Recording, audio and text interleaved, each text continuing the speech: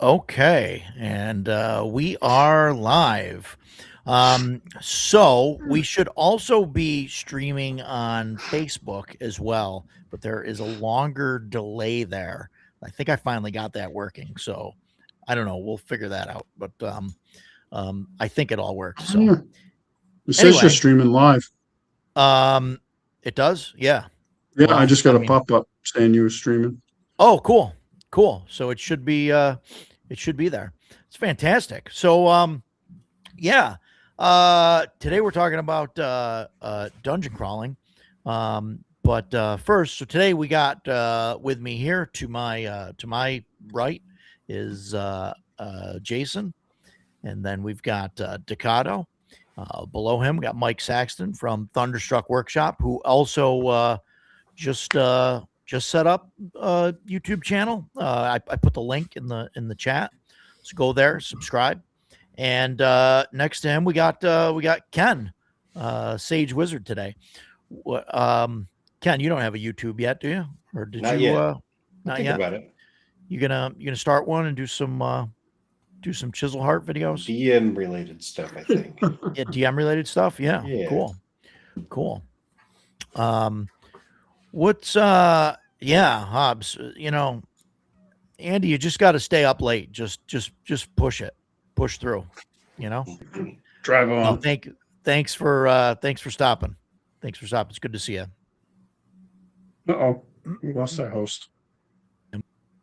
Oh boy. And that's it tonight. Thank you for joining us. Well, Thanks for joining us. wow. Oh, Rogers. Oh on the man, I got bottom. the connection of death. Jason, you got to run the rest of this one, I think. And- We're screwed. And I lost the chat on the thing too. It doesn't show up for me anymore. But I don't know. Hopefully you guys can see the chat on stream. Yeah. But Mhm. What did you do to fix that last time? You turned But I something can't. off and back on. yeah, I ended up going like this, I think, and did that. Oh yeah, see now it's coming. I see? still have the chat. It never went away Okay. from me. Well, mine disappeared, and now I just see burn right now. Buffering. Yeah, Dad, come back. Hey, before, There you I'm go. back. before we get into anything, I just wanted to show Jason something. Yeah, absolutely, sure. Oh, look at that! That's That's 20 great. millimeter. That's Hang HO on. scale. Oh, Look at okay. that. How much? What- Hold it back up again. Are you going to the pinball place this weekend? I had not planned on it. Well, I'll bring it and give it to Roger. Awesome. So Appreciate it. Nice. Very no very cost. cool. I wanted to test it out and see how it came out. So you take it and Um, make sure it's the right size and everything. And Will do. if you want more later, we'll talk about it. Okay, Yeah, I don't- awesome.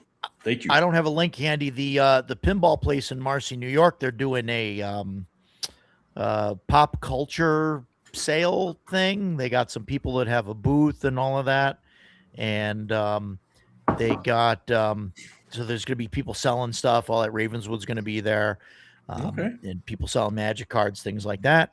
And That's in they're Marcy, planning on, right? yeah, it's one Marcy. Yeah, they're planning on doing that every month. So. Oh, okay.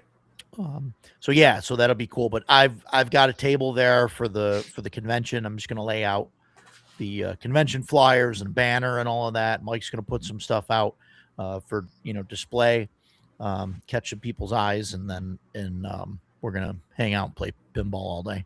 Yeah, I'm not selling anything. Just gonna That's my plan. try and promote. I don't imagine this is their first show, right? Yeah, I can't imagine there's going to be a high volume selling place for me there, but yeah, we'll promote the stuff along with the convention and say we're going to be Yeah. there. yeah. No, it'll be Cool. cool. I can't wait. And I'm But sorry, yeah, you said this is Saturday. Is that correct? Saturday. It's I believe noon to 6. Yeah, that's I think is so. what it is. I have to look at my schedule right so- quick. I'm not sure. So yeah, and it's normally it's $25 to play pinball all day. They're charging $5 to get in, I believe, to the sale, and then if you play pinball, you get $5 off. So, Awesome. can I get Okay, both so it's for $25. $25. So yeah, Okay, I'm Cool. planning on being there. You guys are welcome to come, so long as no one beats my score on the D&D machine. Not a That's my problem. only. It's my only Hey, requirement. Hey, Burn RN717 is our good friend Pete Flag. Oh, it's Pete. Yeah. Okay. Nice, Pete. He was- Welcome to the show. He was one of my cheerleaders on the stream last night. Is that a bid? Oh, no, Pete, no, for I'm the sorry. For the That's your for, ransom, I for the think. Western House, or yeah, or is that I what think you that's think? the you suggested should charge retail for? price of, Yeah, of that's my retail. general Yeah. store there. Yeah. Fantastic. So yeah, so we're gonna get into talking about some dungeon crawling stuff. Before we get into that, though, I was surprised. I came home actually to a couple packages that I opened up. So first, we'll talk about gaming. We did our Shadow Dark game weekly campaign. We did that. I think the group is maybe 80%, 75, 80% of the way through the Citadel. Scarlet Citadel, the Scarlet. Can we Minotaur, yeah. can we avoid any spoilers of the Citadel since I have group members in here that Yeah. are, Yeah, and they are not 80% through That's- it. that's fine. Yeah, no, we don't have to talk about that. We almost had a couple character deaths, and by a couple character deaths, I mean I believe one character twice. A couple of times. Was that, and that I Yeah. think, Ken, that's because your constitution is what, -2, -3, -3. So I have -3. 4 hit points. So And Yeah. every time I go down, I have 1 round to survive. yeah, it's been like super. And exciting. We've been very lucky, I think, at some of the roles. I think really that's like the closest that I think anybody's really come to dying. Mhm. Yeah. Jesus, my group is like close to death about 5 times every night. That's crazy. Yeah, and Ducato was saying that he's lost. I don't know how many characters. Probably like 10, 5. 12 by now. 5 total. 5 total characters now. 5 sessions, 5 deaths. We had one session where there was no deaths, but we had one session where there was 2 deaths, and there's been other than that. Yeah. So Wow. every session. so Pete is our party wizard, and he fumbled 3 times in a row spellcasting.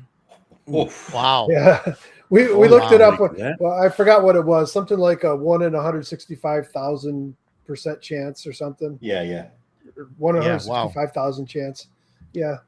And I roll 20s and they roll 1s, so it's been rough on them. Pete, switch dice with the DM. He when you get did. there. He did. He did. He was like, because they give me crap about my dice, and they're always like, "Oh, you got loaded dice." Yeah. I go, "Listen, I have offered to. You can use my dice all you want." I said, "If you want me to roll something different, give me something." So Pete gives me this gray die, and he's like, "I roll 1s with this all the time," and that's what he rolled all those 1s with. He hands it to me. I roll 20 on him. So then they realized it's just me. I Yeah. should be the one going buying lottery tickets, I guess. Yeah. Generally with at least now, all of the like monster attacks and stuff, I've been generally rolling poorly. I mean, I think it's been more poor than really good hits. I mean, you guys can probably comment on that, but You just need better dice. no, I mean, I switch it up. I mean, I got like 20 D20s in my Oh, dice tray. I keep using it.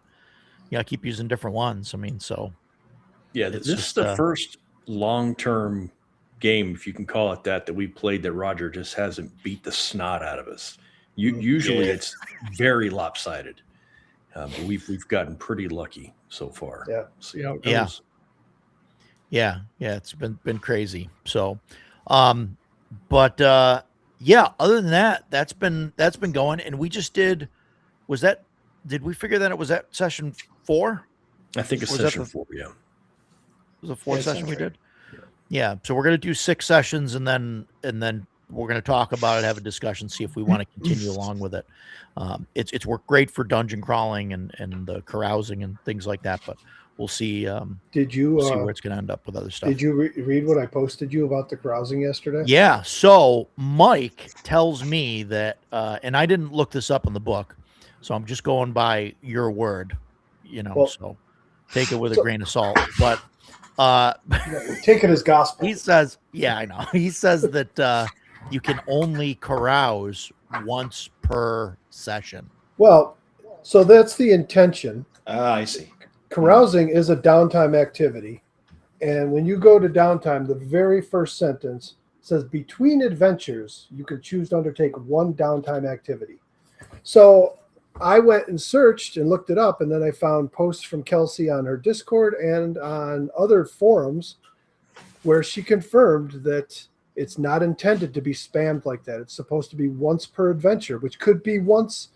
So if you guys are on session 4 and you're 80% through it, you should only have one time carousing in this entire dungeon. By the time you finish it is when you come out and Right. you got your spoils and you want to party it up and do whatever.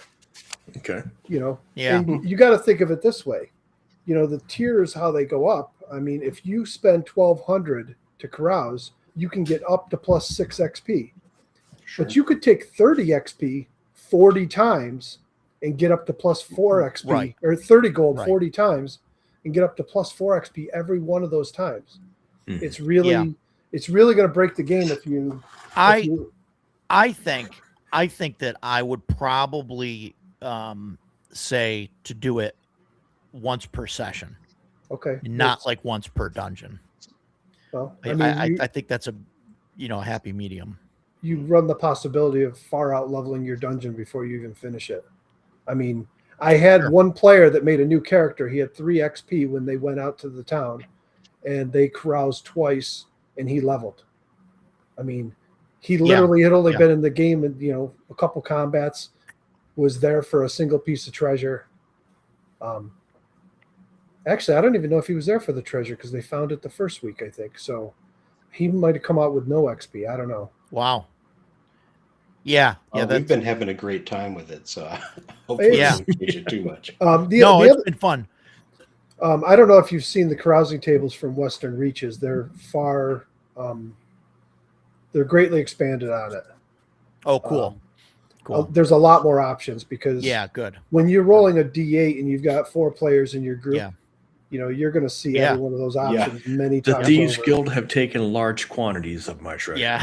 Mhm. Over and over and over. Yeah. No, that's interesting. So like when it's once per adventure, when you say like, I consider that like, that's a little vague. Like, cause an adventure could just be going and doing Well, part of it's a not- dungeon. It's not vague. If you read the post I gave you from Kelsey, she stated Yeah. it Yeah. right Yeah. out. Yeah. It's supposed to be once per adventure. Like you run a whole. Right. Right. So your main extra treasure in the dungeon, this is just the bonus after the fact. Yeah. But if you carouse every session, you're probably getting more XP from carousing than you're getting from the dungeon. Yeah, it could be. Yeah. But I think we've been doing it like multiple times per session, but so maybe we'll do it once per session and we'll see how it goes from there. You know? What level are you guys up to? 3, I think. Is everybody I level? hit 4. I hit 4 at the end of the night. You hit last 4th. night. Okay. Yeah, I'm at 3. Okay. So, yeah, no, I hear what you're saying, Mike, and I just I mean, you play it however it works at your table. I'm just yeah. I just wanted to confirm it in the rules because my guys were all like, Yeah. they were already wringing their hands together, going, "Oh yeah, let's, it's better if we do it, 30 gold at a pop and keep doing it over and over again." And I'm like, guys, Yeah. We'll be done with this Yeah, game if you're going to play that way. We haven't. I think we may have done that like once, and then kind of came to that conclusion at the table that was kind of cheesy and not very Yeah. fun. That's the Since then funny it's part. like go out to the dungeon, get into some trouble, fill up until you can't carry anymore, come back and do one carousing of some kind, and then repeat that. So maybe we can call those our adventures. That was part of the benefit of me placing the dungeon 3 days travel away. It's a hike. You're going to use Yeah. up rations. Yeah. You're going to have random Sure. encounters, so you don't want to go back every time you pick up 100 gold. Right. Yeah. And I didn't do that. I placed it right near town, so, no, I mean, I get if it. everybody's having fun, that's fine. Yeah. So, No, it's been great. And like I said, we're like, the plan is to do 6 sessions and then talk about it and see what we're going to do going forward, you know. And so, and obviously talk about the rules changes. One of the rules changes is definitely going to be the torch timer. We've dropped down to what is that, blitz mode? 30 Is that minutes. the mode? Went to 30 minutes. 60 minutes is at least at the way that we've been playing, 60 minutes is too long for the torch. So It's funny because my guys would bring up something about the rules that they weren't sure about or didn't like. So I'd open the book and pull it out, and they're like, "Oh, what are you doing? You're wasting our torch time." I'm like, "Hey, you're the one bringing it up. You know, if you don't like Yeah. it, shut up and play the game." So we'll get into some dungeon crawling and stuff. I got some stuff. I know you guys got some stuff in the mail today too. This I got this week. This wasn't today, but this is for Moria. It's kind of like a dark medieval setting for Shadow Dark. Cool. And it's got some custom classes and stuff in here that are meant just for this thing. There's like a knight and a ranger and a druid. And so the cleric, you're supposed to use the cleric from Shadow Dark as like the cleric of the light. And then there's a warlock, I believe, that's in here, and that's the cleric for the dark. And then a druid is like a cleric of the for the old gods or the old ways, things like that. So that's kind of how they handle that kind of thing there. It's kind of just interesting to separate it by class instead of just having the a good aligned cleric and evil aligned cleric. It's just separate classes. So got that. I know some of you guys got the Pirate Borg stuff. Mhm. So strange. I had a box waiting for me, and all that was in it was character sheet pack, the GM screen, and the naval combat tokens. That's funny. No I did book. not get that. No book. So I went on BackerKit to see what was going on, and for some reason, I have 2 pledges on BackerKit, and so I think what happened is the main pledge that has like the starter set and the book and the playmat and all of that stuff is on one pledge. And then I went back and added these 3 things, but for some reason it put it as if it's like a completely separate pledge. So like when I search for my past surveys, like 2 come up, and then I click on one, and there's like a warning on top that says, on the top of the screen, that says, "Oh, you have multiple surveys completed for this." I have no idea how that's even possible, but yeah. So I got the one with the add-ons that I can't really use until I get the rest of it. But that's one thing that I got today. And some of you guys got the Jason, at least you got the core book, right? For I Down did. Amongst the Dead. Is that Yeah. all that you backed was just the book? I'm checking right now. Yeah.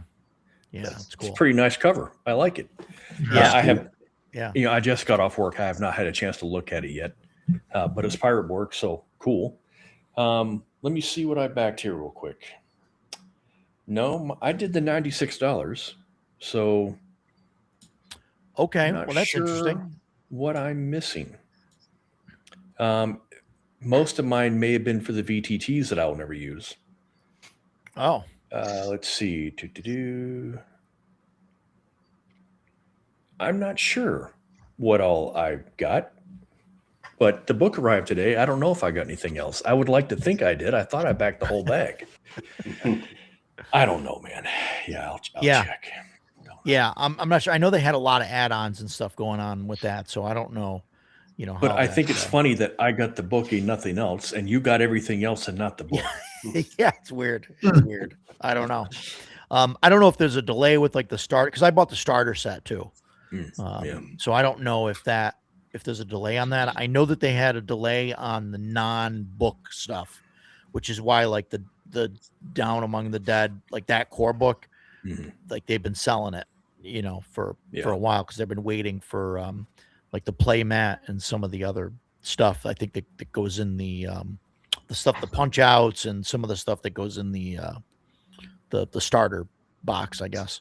Hmm. So yeah, they've been waiting for that. The other thing I got is this. I kind of forgot I backed this, but this is War Stories, and it's a World War II RPG. That's Firelock Games, and it's the Year Zero engine. Oh, that's cool. Interesting.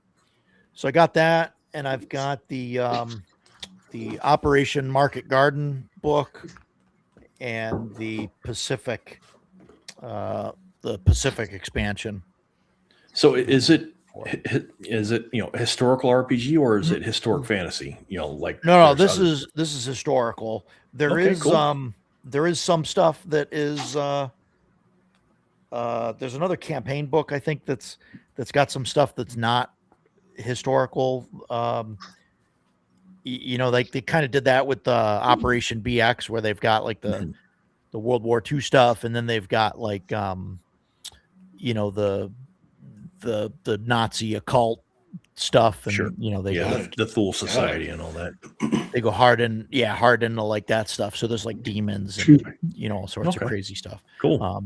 But I think it's mostly just historical thing, which is pretty cool. So I'd like to check that out. Supposedly they changed the Year Zero engine a little bit to make it work for like mass combats and stuff like that. So that'd be really cool to get into. I got some of the dice too it came with. So Those are cool.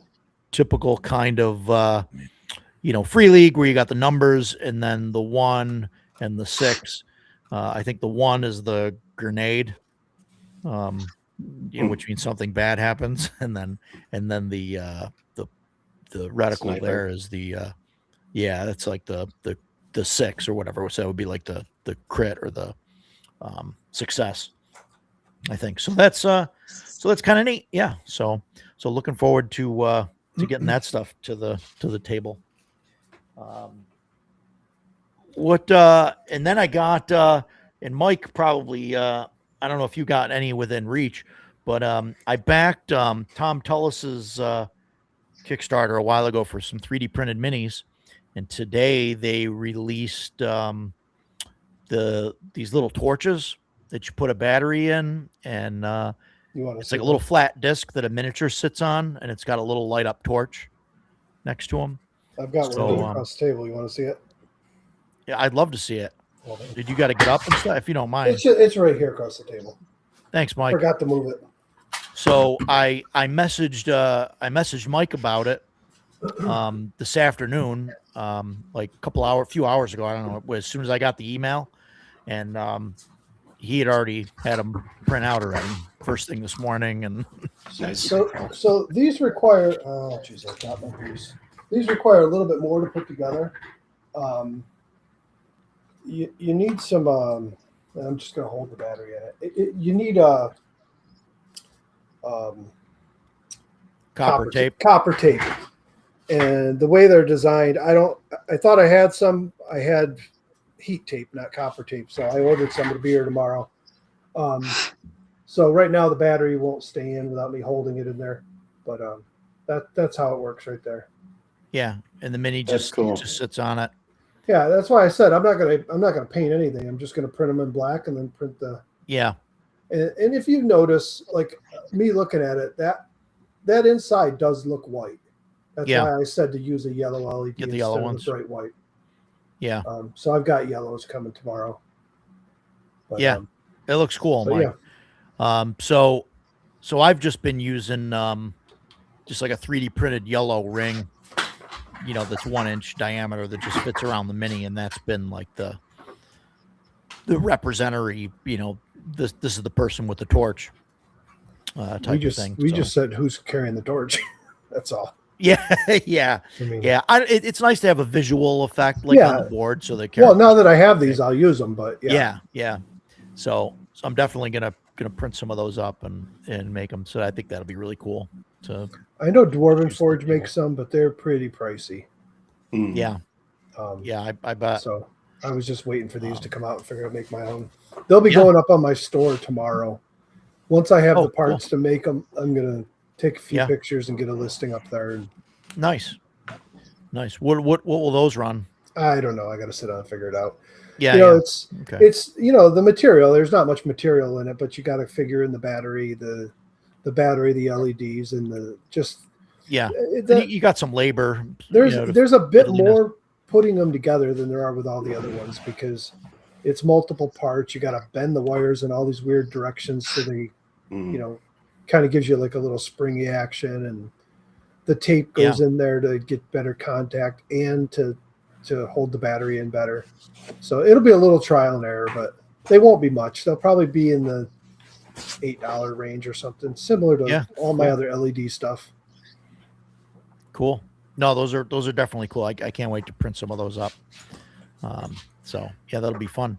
What you get anything else today, Mike, or this week? Any new books or I've got the Crumbling Keep of Kashmir. I know Ducato Cool. has this. Yeah. Cool. The nice thing about this is I don't know if you know the maps that are in here. The maps that are in here are actually from Dyson's Delve. It was an 11 level mini Oh, mega okay. dungeon, and I've run it twice. But he took the maps and repurposed them and rekeyed it all and put a new story on it. The Dyson's Delve didn't have a story, so I put them into my campaign world, and it was an old dwarven keep that was, had been destroyed. So, but this looks Yeah. pretty good. This looks pretty good, Yeah, yeah, Tom And does it's- good stuff. and it's made for Shadow Dark.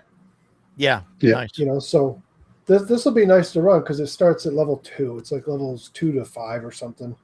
Okay. Wow, yeah, that's cool. That's cool.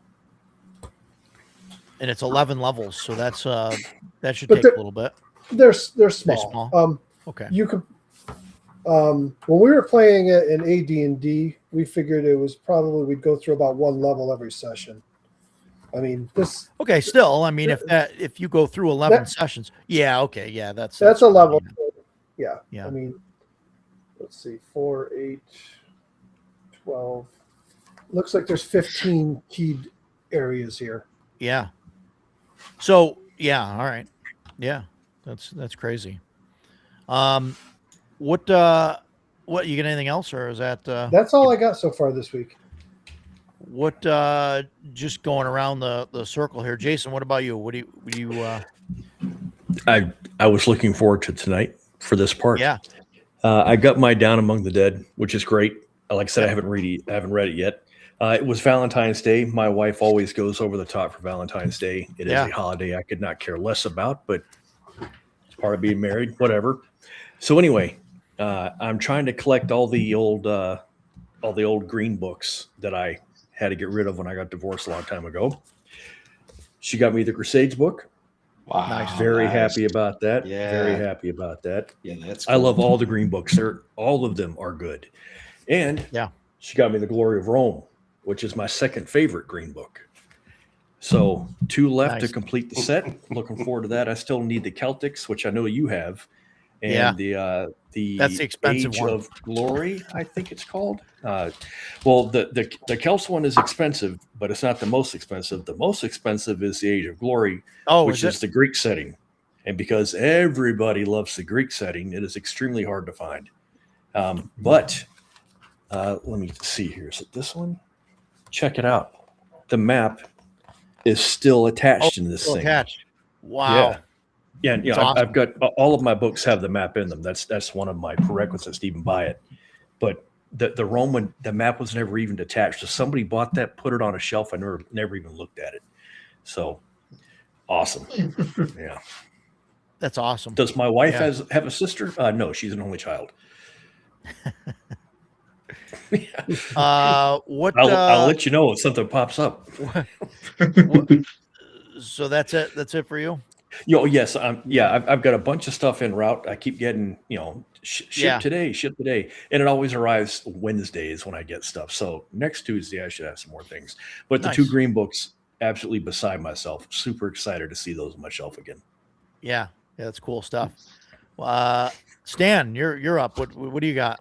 Yeah, I've actually had a good run of mail of late. So because of my recent infatuation with Fallout 3, I picked up the Excellent. Winter Atom campaign and I got the Settlers book. Yeah, I have both of those. Nice. Yeah.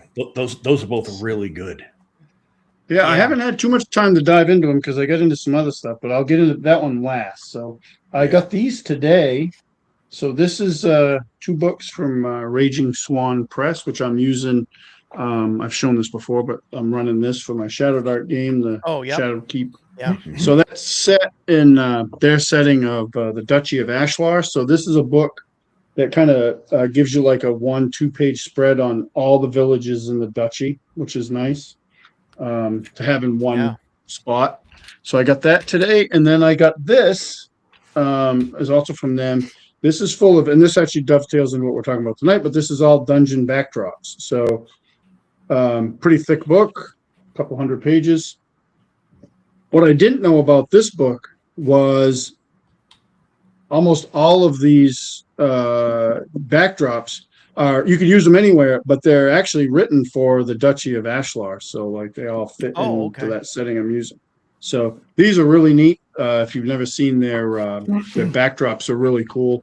They give you like a basic framework for a dungeon, and then you get to fill out like the details. So that works pretty good. I've used them a little bit.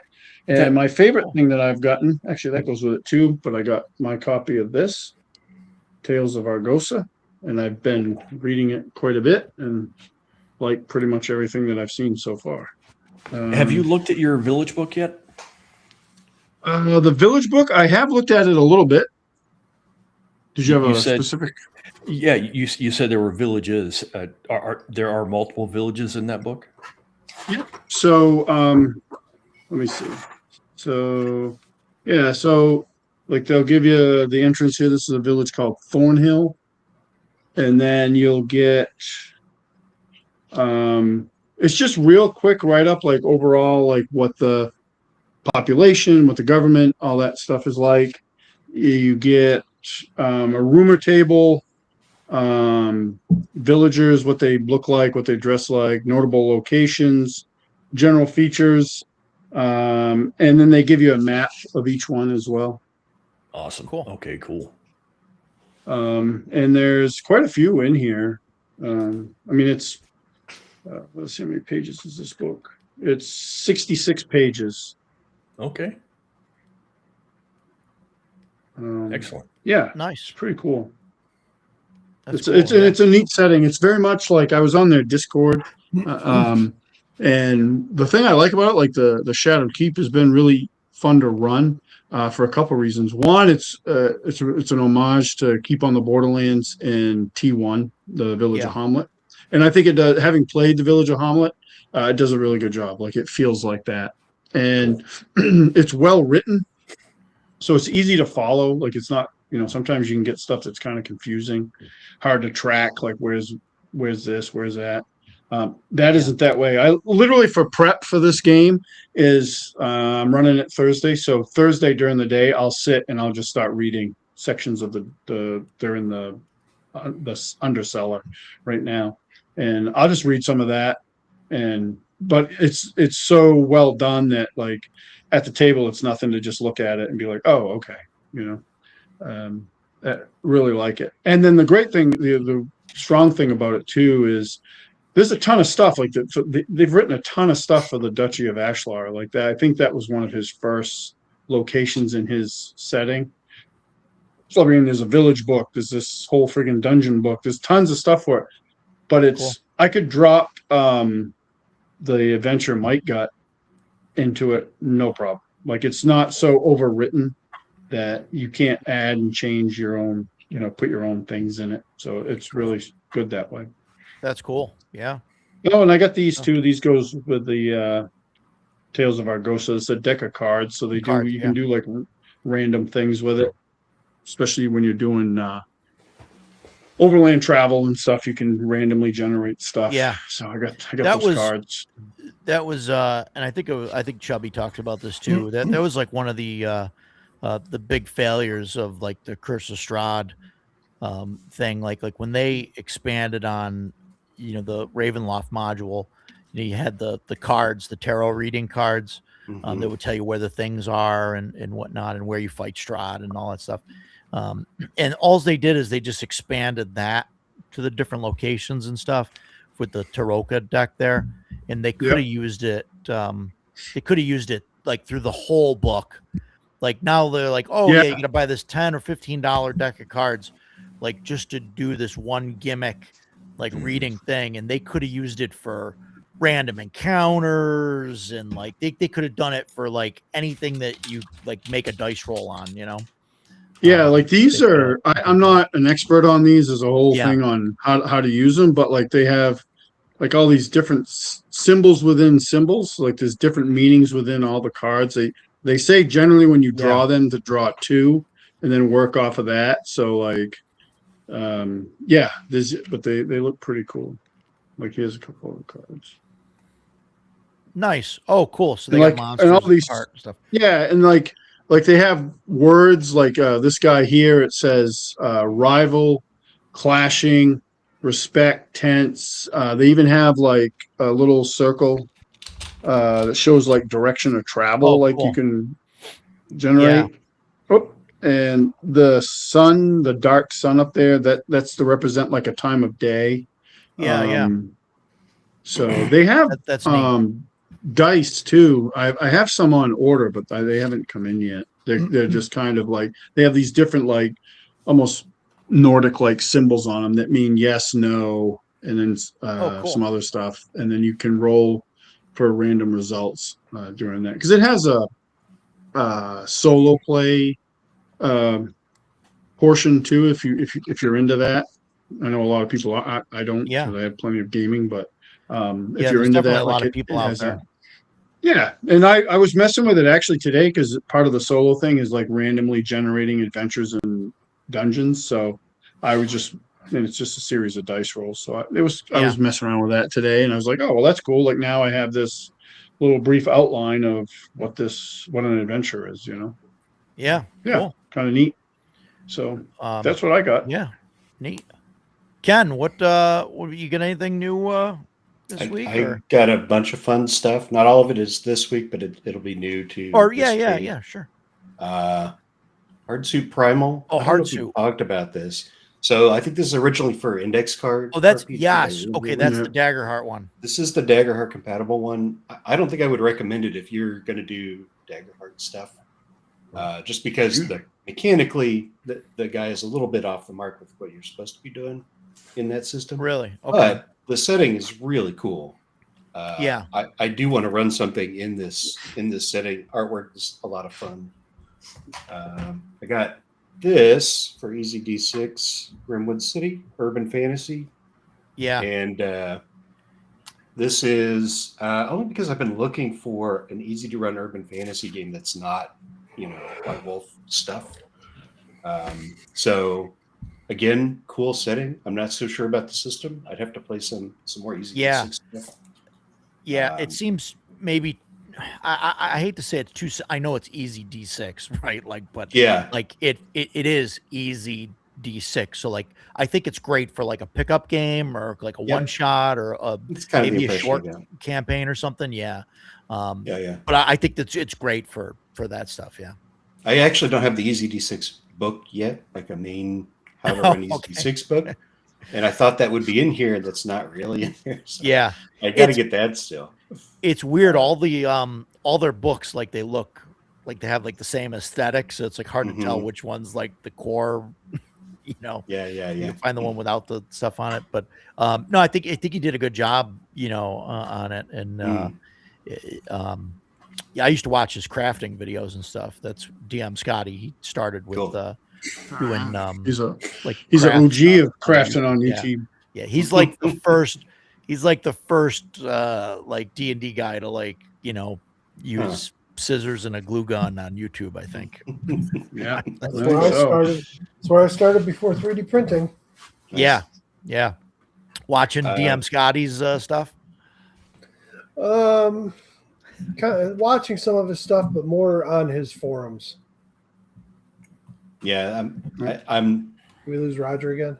Yeah, we lost Yep. Roger Roger again. quit on Oh, us. there he is. Yep. Yeah, his forums had a lot of people on there that were crafting, and we used to share stuff left and right. That's where I got my my reproduction white box from. Somebody on there, a girl that I used to talk to, Cool. made them, and I told her I thought it was really cool, and she sent me one. Yeah. Nice. That's cool. That's really cool. Yeah. So, yeah, Easy D6. Yeah. Edgelord says, thinks you could do a campaign. I don't know. Maybe. I don't know. I don't We know got if too there's many too games much. to run campaigns in. Well, Just yeah, put another right. one on my list, right? Yeah. Yeah. Just keep doing that. Hey, come on, Vince. I used to think you were a partially stand-up guy.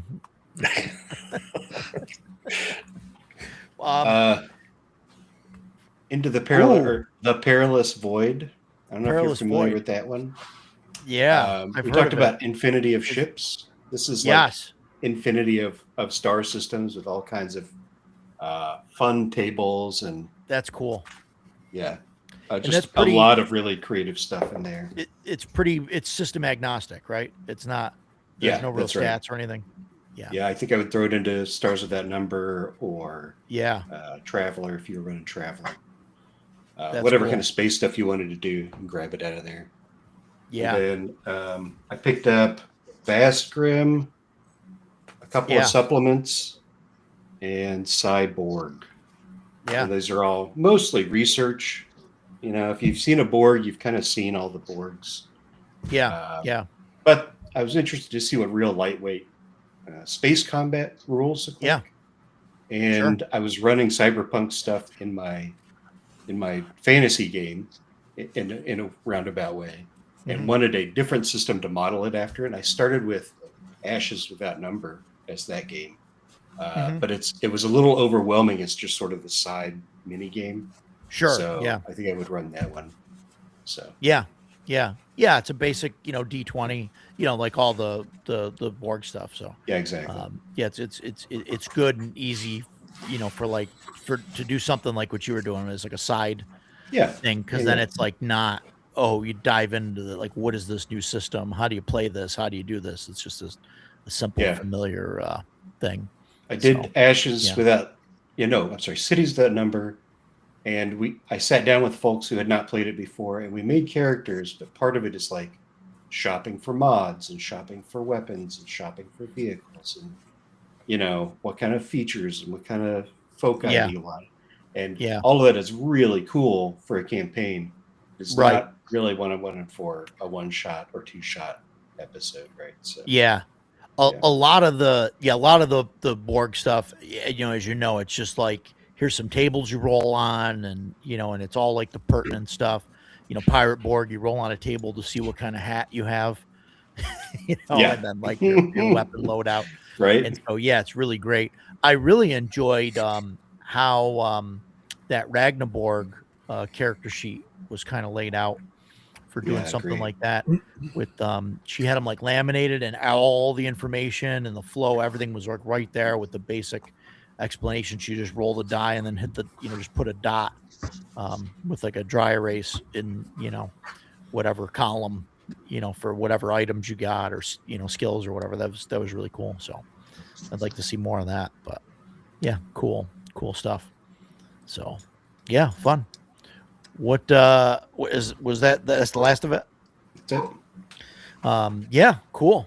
Yeah, a lot of good. So productive week here for everybody, it seems. And then I know that me, Stan, and Jason all backed the Trudvang. Trudvang, Bang. Yep. Dragonbane, Trudvang. Did you back it, Mike? No. No, It's a No. free league. no. Free League. It's a Dragonbane. So Trudvang they made an RPG, and then they made a board game. Simon made a board game, so it was very expensive, but had a lot of cool minis. And then, Yep. so now they were going to make, so now it's a completely new game. It's got, I mean, it's Dragonbane, but it's not just a setting. It's got the rules and everything included. Very Yeah, cool. it's got some modifications to the rules as well. I think Yeah. there'll be a little bit of differences, but overall, it's Dragonbane. So yeah, been waiting for that to drop for a Yeah, while now. So yeah, I got that, and so so we definitely back that. So Yep. definitely have to try that. Yeah, and Ken, you were there. You played Dragonbane with us for the one shot, right? I believe. I don't think so. You no? I don't Oh, I think thought so. you were there for that. Maybe not. Wait, was that at your place, your weekly game? Yeah, I think so. Yeah, that's where Joe was playing the idiotic Mallard that instead of being low key, just made sure that he did the exact opposite the entire time. I would In an definitely infiltration remember Joe as a mallard. Okay. I don't think I would have forgot that. Yeah, I don't think I was there. An angry mallard. they're all angry. Tried to pick a fight with everybody. And I my could perpetually see- hungry Wolven just wanted to roast him for dinner. I could see some idiot player at my table acting like Howard the Duck. Oh yeah. Yeah. There's several famous ducks to choose from. Yes. Several famous humanoid or anthropomorphic. Is that the Yes. right Yeah. term? Yeah. Well, you won't have to worry about that in Trudvang because there will be no mallard. So There's no mallards in Trudvang. I don't know what I haven't really dove into it. What are the choosable races or whatever? there's Are the there's Wolven humans, still in there's it? dwarves. I don't think so. Oh, It's a totally different thing. My first character was the Wolfkin. I liked him. There's some in the different Kickstarter, dwarves. yeah, they added the troll dwarf. That's that was Yeah, added because troll-blooded as a dwarves. And unlocked. it's all part of the history of Trudvang, because Trudvang Yeah. was originally a free league or Dragonbane or Drakdamon or whatever it was called in Sweden setting, and then Yeah, that's right. Simon's had the license forever, so they've been doing stuff with it, and then up until but their stuff didn't really. There was that role playing game, but I guess that didn't do very well, and the miniature board game didn't do that well either, as far as like being a big. I know Crossroad Yeah. Games where I got all mine. They had a ton of it. Like they were like, "Yeah, you want some of this? We'll sell it to you." Yeah. Well, this one I know the Kickstarter launched this morning, and they're Kickstarter's doing at awesome. they're at like 500,000 Yeah, already. it's kicking $12. ass. So They'll do a good job. I mean, Free League will do a good job with it. Like I'm yeah, super because it's excited free to league. get it. There's definitely a lot of Yeah. people that'll jump on. And that. there was I saw something when they were early announcing it, I saw people posting concerns that because it was a CMON license and they're Mhm. swirling the bowl. So but it's 100% Free League's project. Yeah. Like they have the license from CMON and they're doing it. So CMON's not doing it. Yeah, Simon's not overseeing it. Yeah.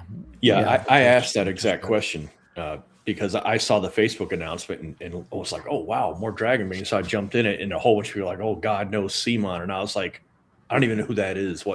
Why do I need to avoid this? And so I got the full rundown on it. Totally not involved in this whatsoever. It's all free. Yeah. So Yep.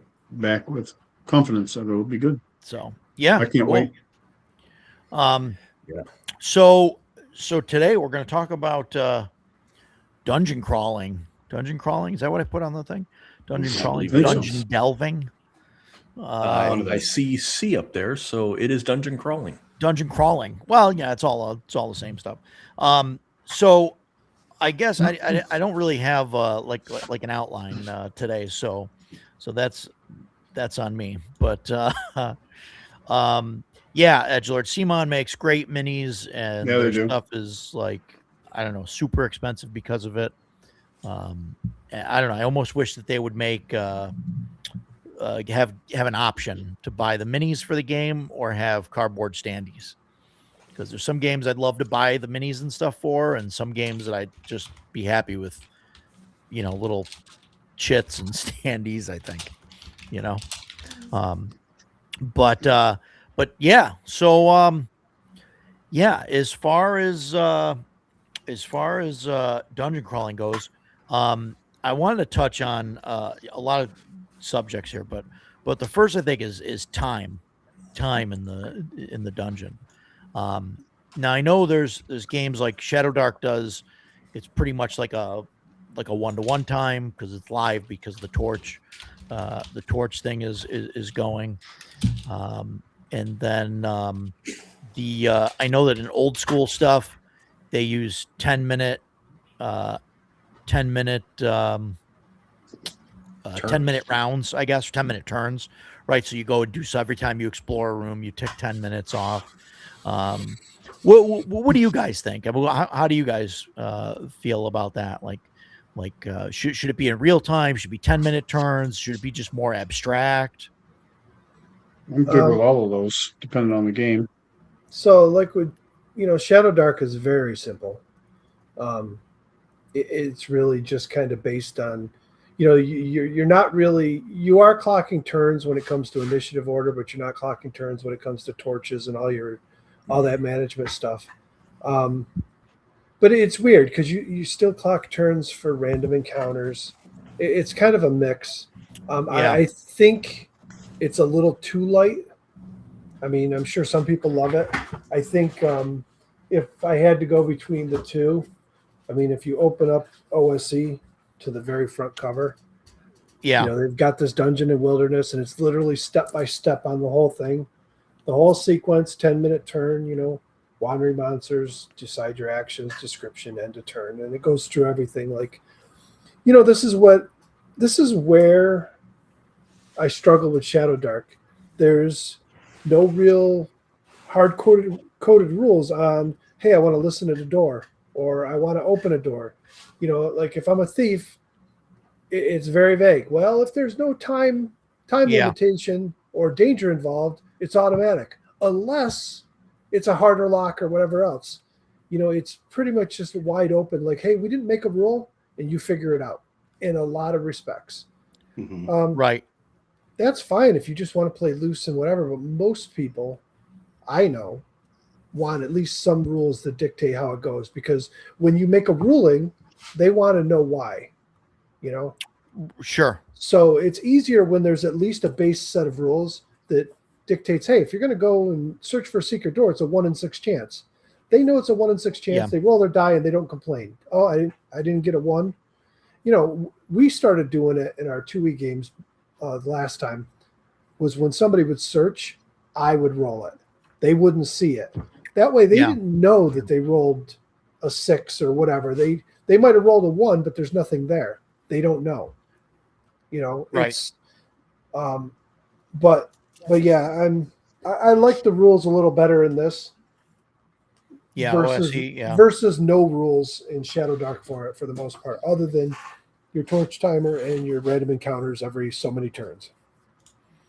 Yeah, I guess I never really, looked at Shadow Dark like that. I just, like, if somebody makes a listen check or something, I just tell them to make like a wisdom roll or, like that.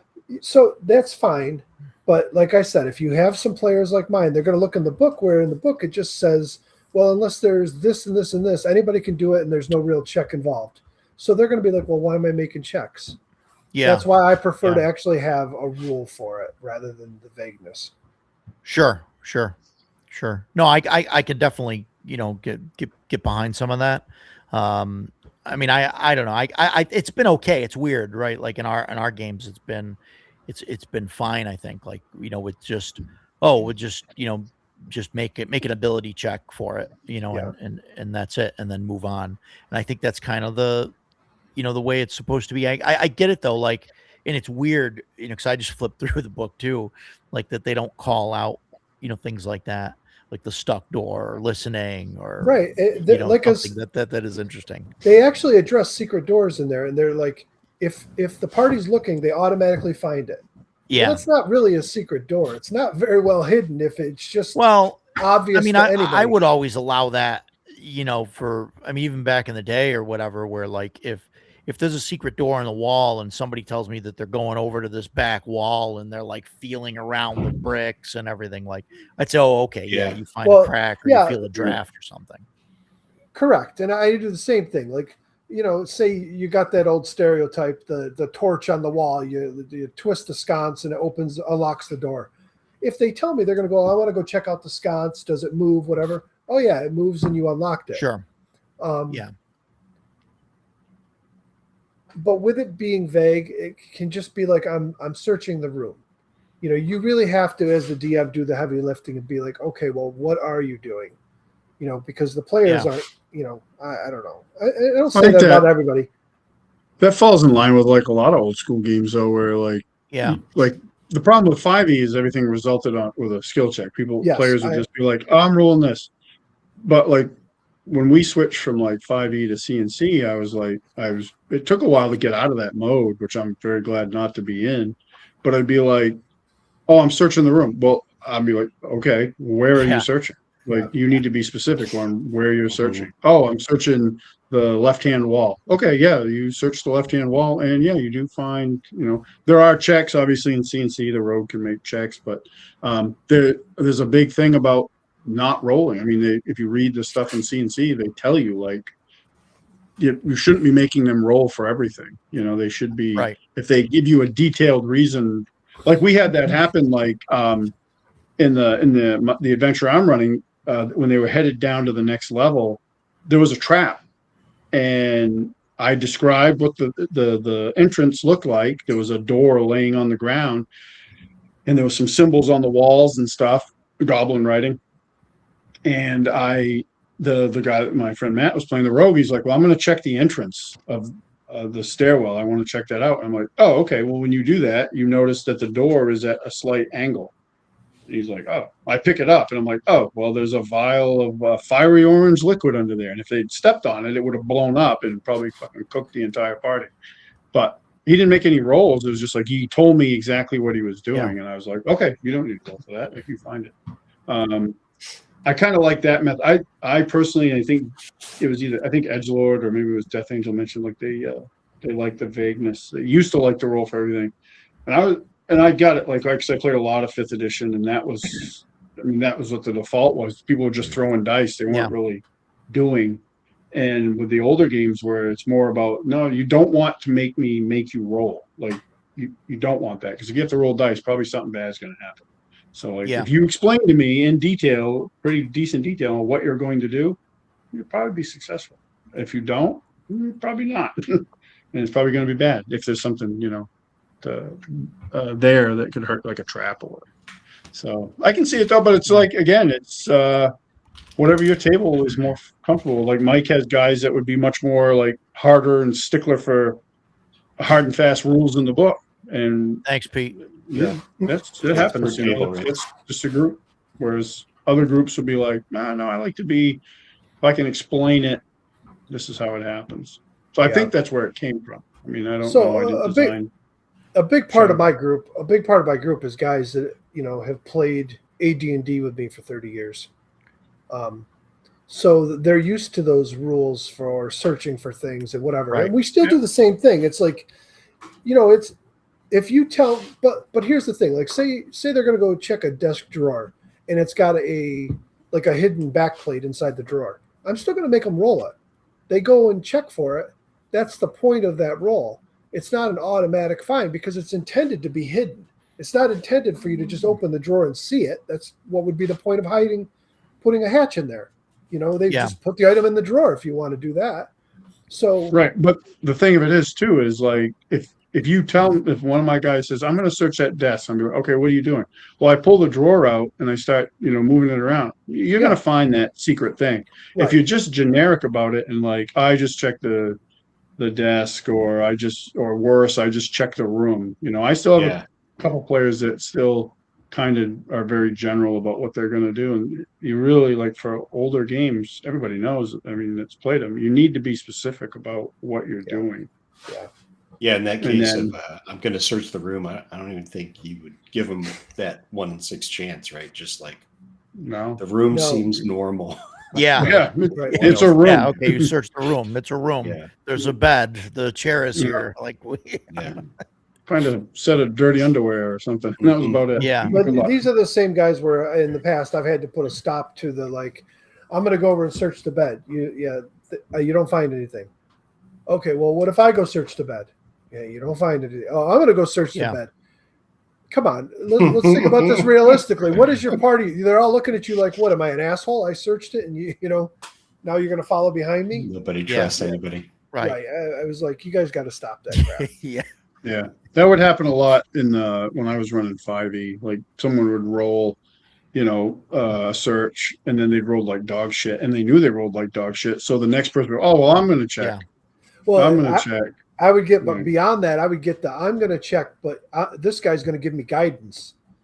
Right. Somebody Well, just checked so- and didn't find anything. So now they're like, oh, two of us. Wait, I'm we'll gonna give pray him- about it. Right. It's like, Pray about it. We'll pray about it. Yeah. Well, my whole thing on that, right, and I think what the ruling, again, it's a ruling, right? It's not a rule, right? But I think what really should happen in the case of those kind of skill checks for searching and stuff is once someone makes the roll, like that's it, unless the situation changes. Like somebody's going to search the bed and they just, okay, I'm going to search the bed. So they roll for it and they roll a 1. Well, that's the search for the bed. Nobody else can search the bed now. Now, yeah, okay. Now, maybe if like the wizard casts like, whatever spell to make somebody wiser or be able to find things or whatever, or, detect magic or whatever, something like that. Like then, okay, then maybe you do another roll or you automatically, give it to them or whatever. But I wouldn't allow like, more than like 2 people if, because I used to have that problem too, right? Skill dogpiling or whatever we used to call it in 3.5, where it's like you'd have one person on the table that would roll the die, like, oh, I'm gonna search this room, and they, before they even get the words out of their mouth, they're rolling a d20, and as soon as everybody on the table sees that it's a 4, you hear everyone else at the table, you hear their d20s I'll at the search. table, I'll search. and it's like, guys, come on, what are we doing? I mitigate that by just keeping it class specific. If you're in a dungeon and you want to search, the only person that can search is a thief. It's not that everybody else can't do it. It's just this is what the thief does. It's like, in Shadow Dark, the only class that gets a bonus of damage is the fighter, because that's what the fighter does. Yeah. And if you're outside, the only person that's going to be able to search for ambushes is the ranger, because that's what he does. I'm sorry, wizard, you're looking at the spell book. You're not searching for traps in the room or searching the bed or whatever. So just the thief makes the roll. If he finds it, if he doesn't, okay. If the professional couldn't do it, you can't do it. So that's how I get rid of that. But see, I see it a little different because in any system I've ever been, I've never seen a thief have a skill that was specific to searching. They have skills for finding traps, for doing things like that. But when it came to just searching, there's rules in every system on how everybody can do it. And elves had a better chance, or maybe dwarves had a better chance if it was like a sliding door. There, it was open to everybody. Humans had that 1 in 6 chance. Elves had a 2 in 6 chance. And it was never class specific. right. But it doesn't have to be. My whole thing is, just like everybody else has said, I want to stop that skill dogpiling. That it's, I searched the bed. Well, now I searched the bed. Now okay, good Lord. Okay, the mattress is over there. The frame's broken. The bed's been searched. So I just nix all that. This guy can do it. And if he fails it, you guys just don't have a chance. See, I just don't allow it. They all know now. If they want to search, okay, each of you tell me, what are you doing? What are you doing? What are you doing? What are you doing? Oh, I'm going to search the bed. I'm going to search the dress. Okay, we go through it all. If they don't find anything, if they turned around and said, well, I want to go search the bed now, you know what I'm going to do? I'm going to roll that random encounter check, and it's going to be a 4 in 6 chance of a random encounter that's going to come barreling in 6 the and door. 6 chance. What do you know? Stop your dumb Yeah. shit, and you'll stop getting random and encounters. so I think that's something with Shadow Dark, right? Like, because every time it goes around the table, right, I make a little mark, right? And when I got 3 marks, I roll a random encounter. And so like now I'm like more okay with it. Like, oh, everybody wants to search the bed, 4 times, like, great. What are you doing? Oh, you want to do this? Yeah.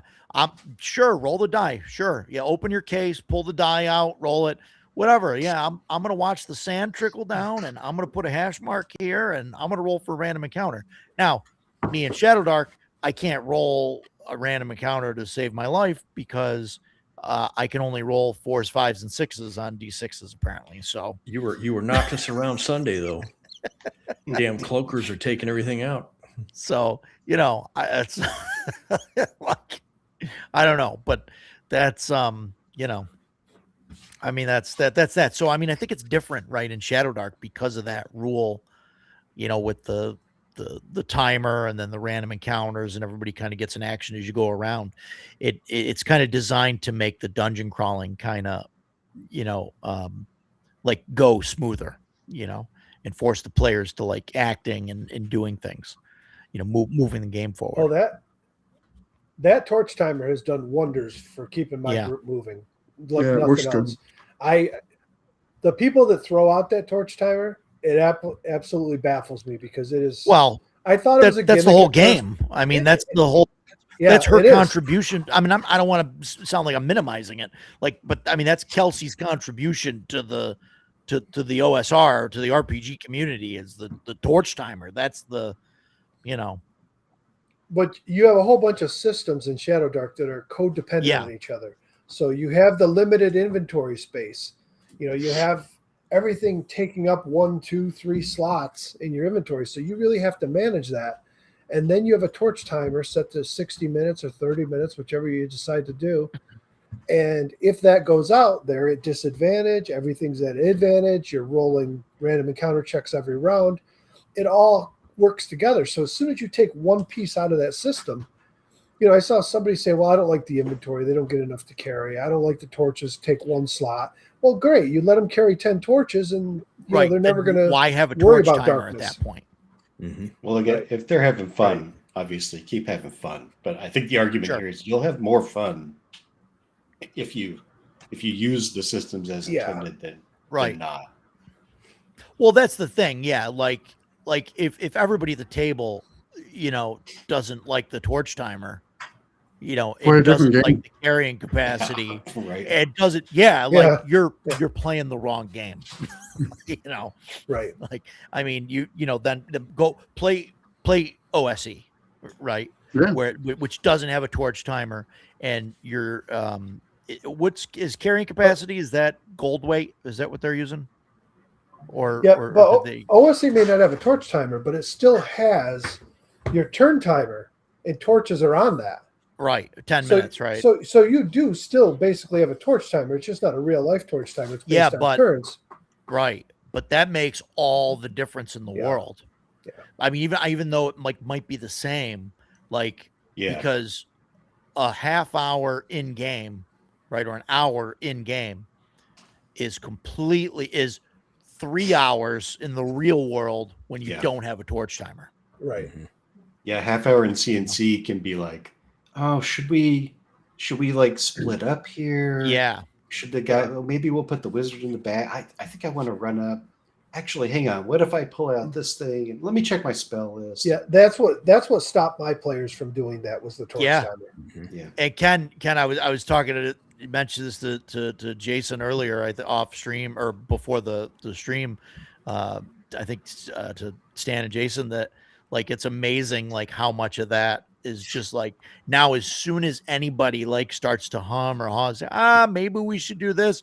Like somebody's usually like, guys, we gotta go. The torch is like let's Yeah. get going. Like, Enough talking. you know. Should have thought about this before we came in here. yeah, like go. Yeah. And it's funny, like just that, and like it's like, oh, no big deal. Like, okay, we have 5 or 6 torches or whatever in the group, right? Or whatever. So it really shouldn't matter, but it does because that like, like the sand timer, it's everybody's staring at it and like going. And like Joe has been like Joe is eyeballing that thing, and he's like, I light a torch because he knows it's about to run out. Yeah. But You know? even the timer, just having the torches, like you one of the things you said after I think game 2 was I need to work on attacking the light more. And this Sunday we got attacked by cloakers. I think there were 3 cloakers attached. We had 2 sources of light going on. we had 3 cloakers attack. 2 of those cloakers landed on the light source, and we lost Yeah. a light earlier. So I was like, man, I'm looking at my character sheet. I have 1 torch, and if I have to light my 1 torch, I am leaving the dungeon. And so Mhm.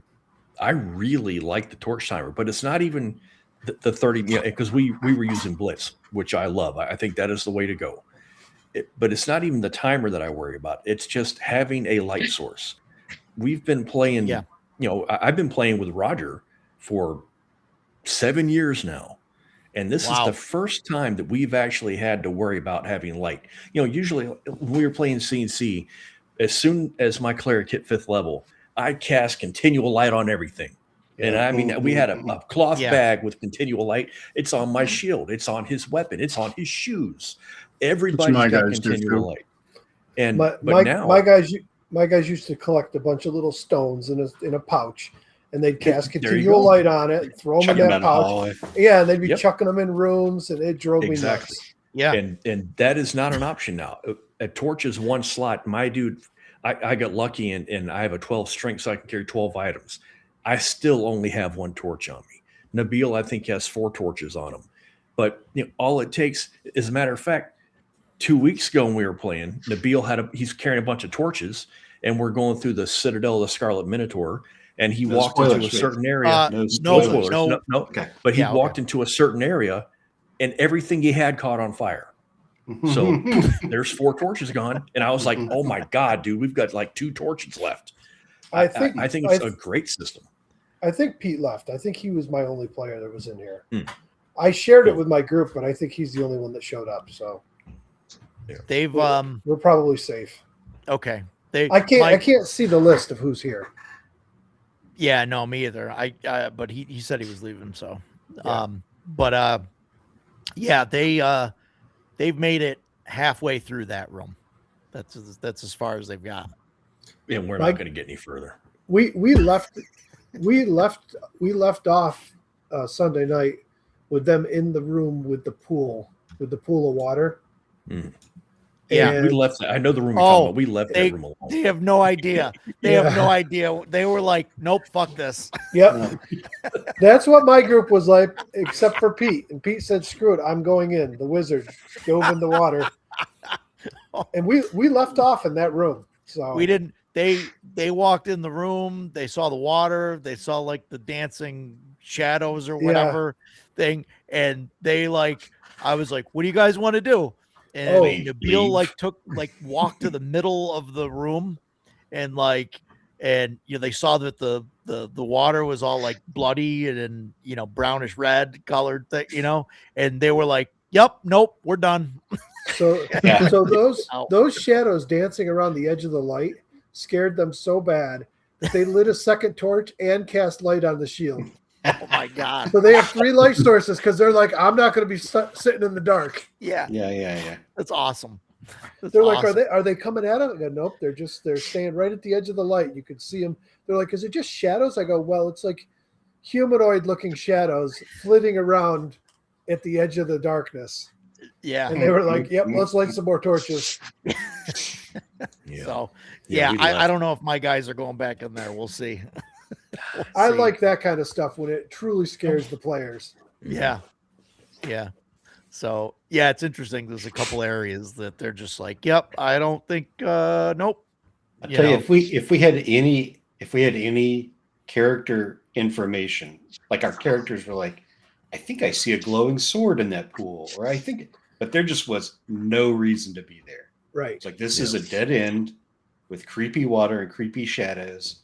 I'm not going to get XP out of this.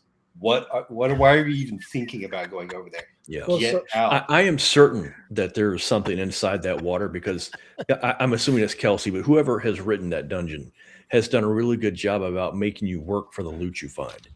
And so knowing that room is dangerous, or at least going off the assumption that room is dangerous, I am sure that there is something in the bottom of that pool that's worth getting, but I don't know if it's worth half the party dying to get whatever is in there.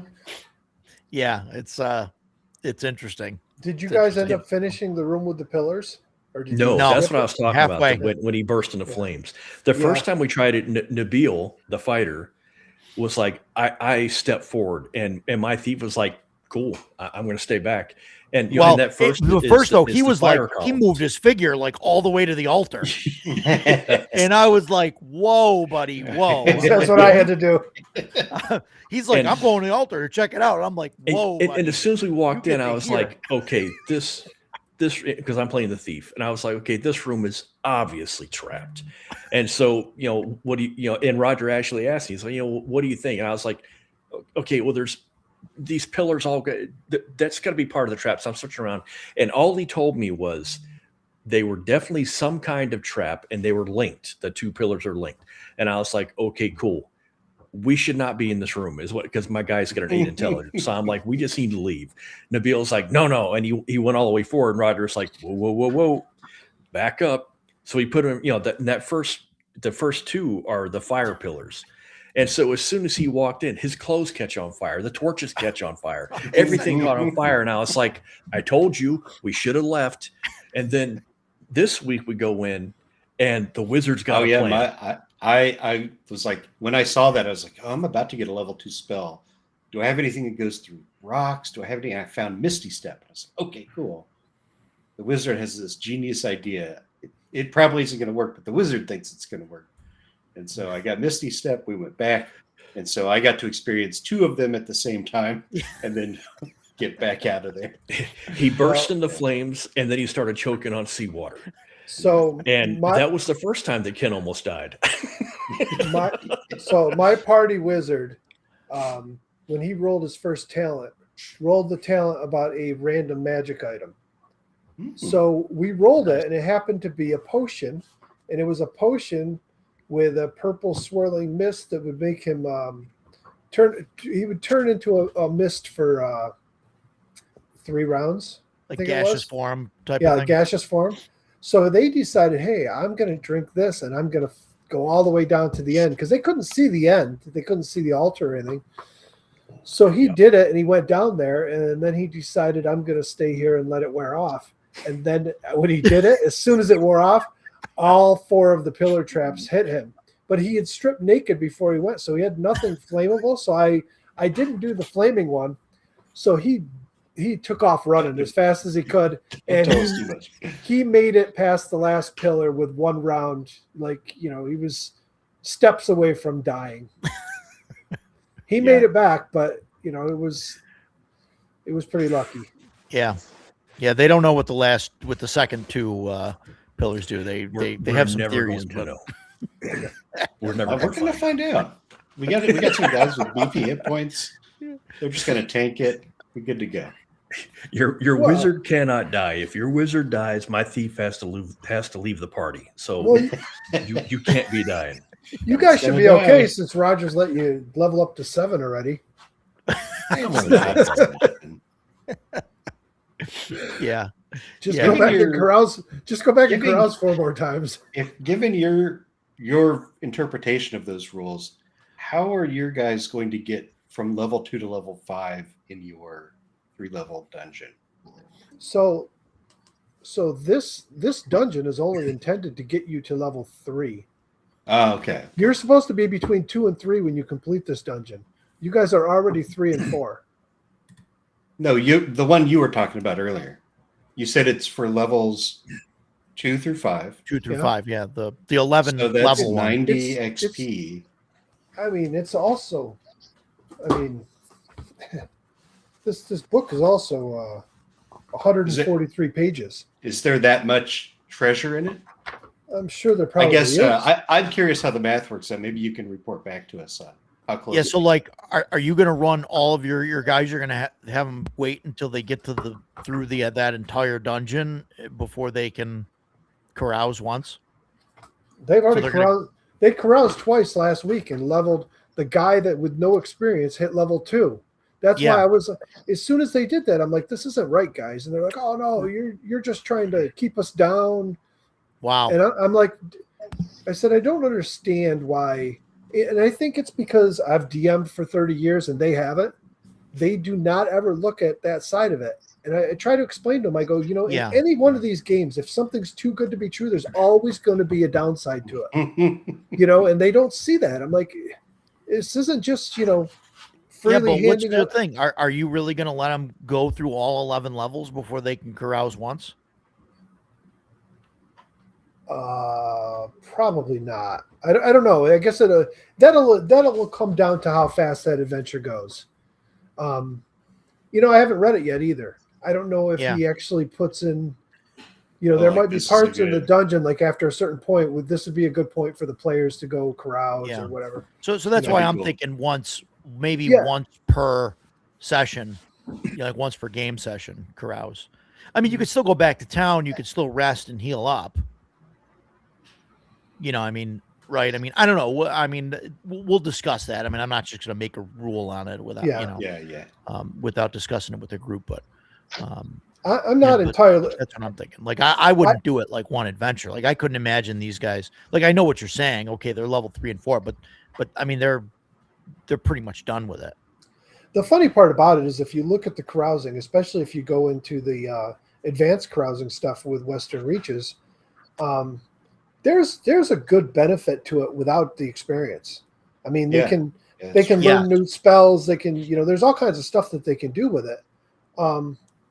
So I could see even taking the carousing rules and using them in a different system and just Yep. there's no experience involved, but it's plot hooks and everything else. You come back, you spend some Yeah. treasure, you go in there, you meet new contacts, maybe you piss somebody off, maybe you got some big reward out of it.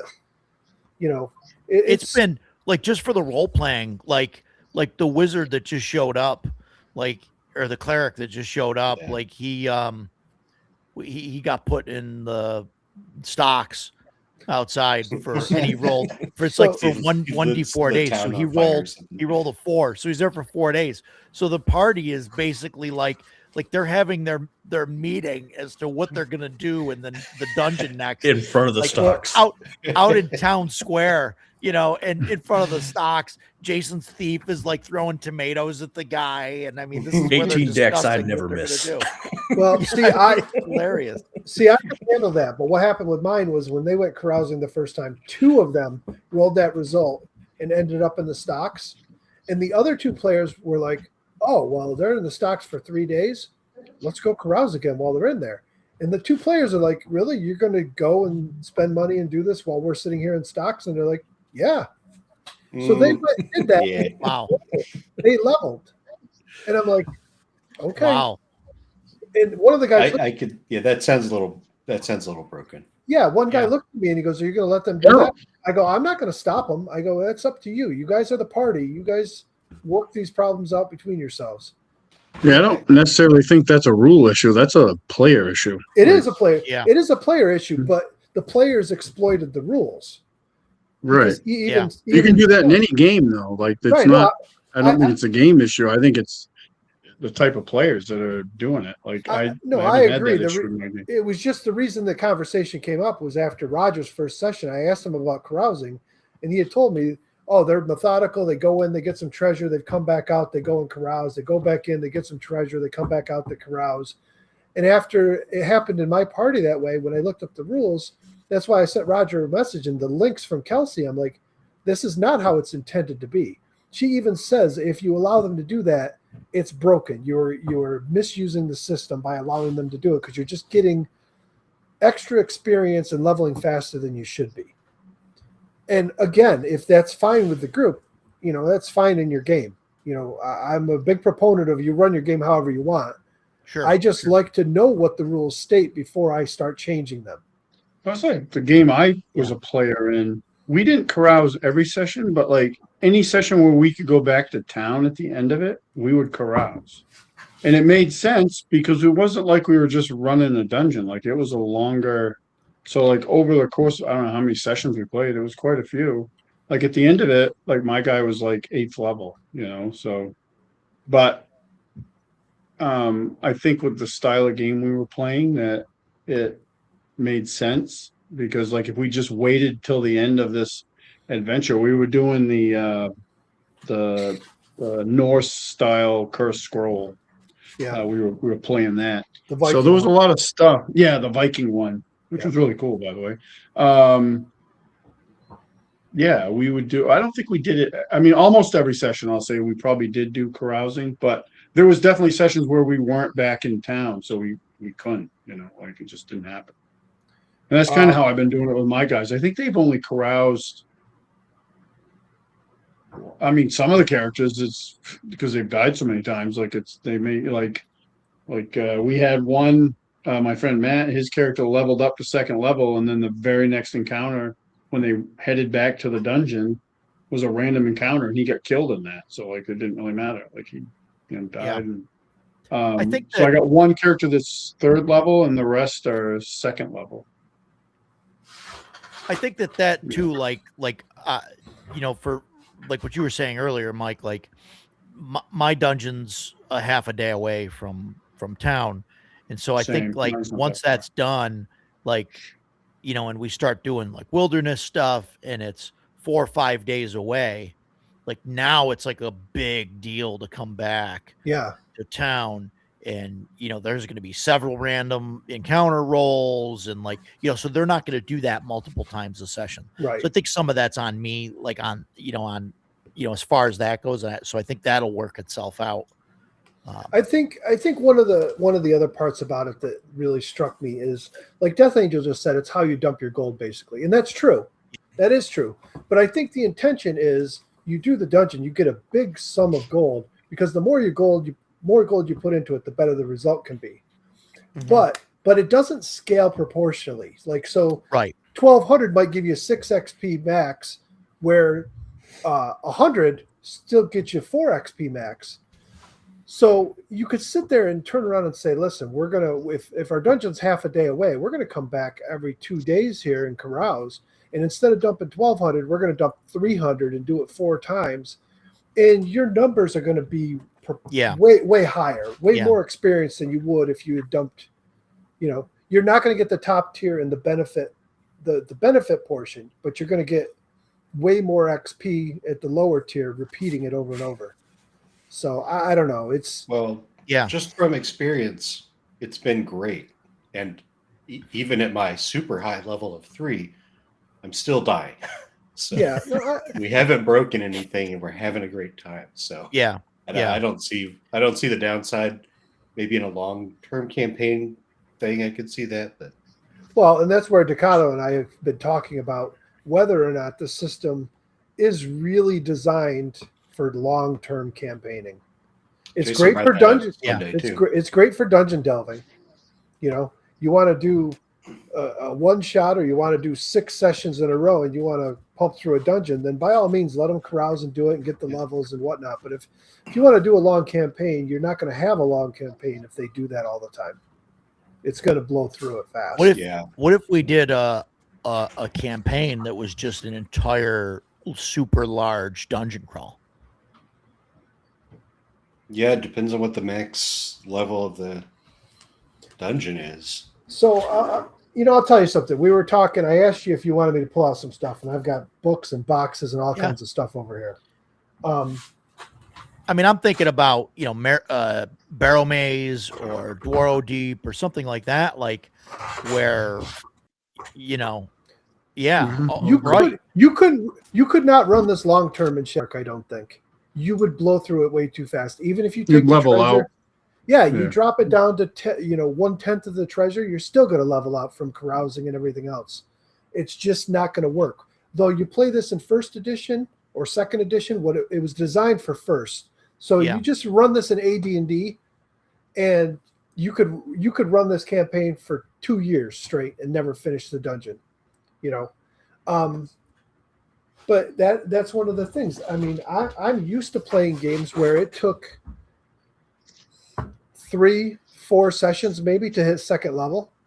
We'd play every week for a year, and you might hit 5th. Why not run it in CNC? I have a whole ton of CNC. I used it for years. I got nothing really great to say about CNC. It's a freaking hot mess. The editing issues, the omission from rules, the 3rd edition spells that were copied and pasted, but they left out entire paragraphs that were crucial to the spell description. I'm sorry, it's a 20-year-old system that they've never updated. I understand they don't want to do another edition, but they don't even fix the problems in it. And they keep reprinting it, and now they're doing the Nano GL stuff. So they've got new problems with it. New printing, So, coming I- out too. They just dropped the Game Masters Castle Yeah. Keepers Guide. I think. like You I can like that. I like Steve and Chuck. You know, I hung out with They're Chuck. great. You know, They're I awesome. hung out with yeah. Chuck the first night of Page, sitting around drinking and everything. We've talked about it. I've told them what the problems are. They know it. You know. Yeah.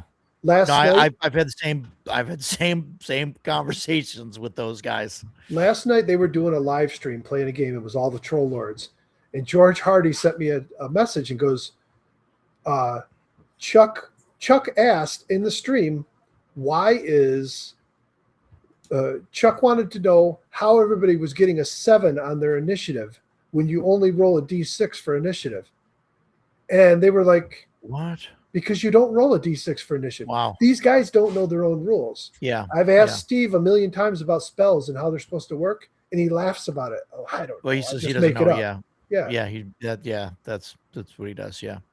Yeah, a Yeah. new cover is coming out again. Yeah. So it's a way for them to get you to spend more money yet again. Yeah. I don't know. I like the guys, but I'm done buying their stuff. I hear you. I hear you.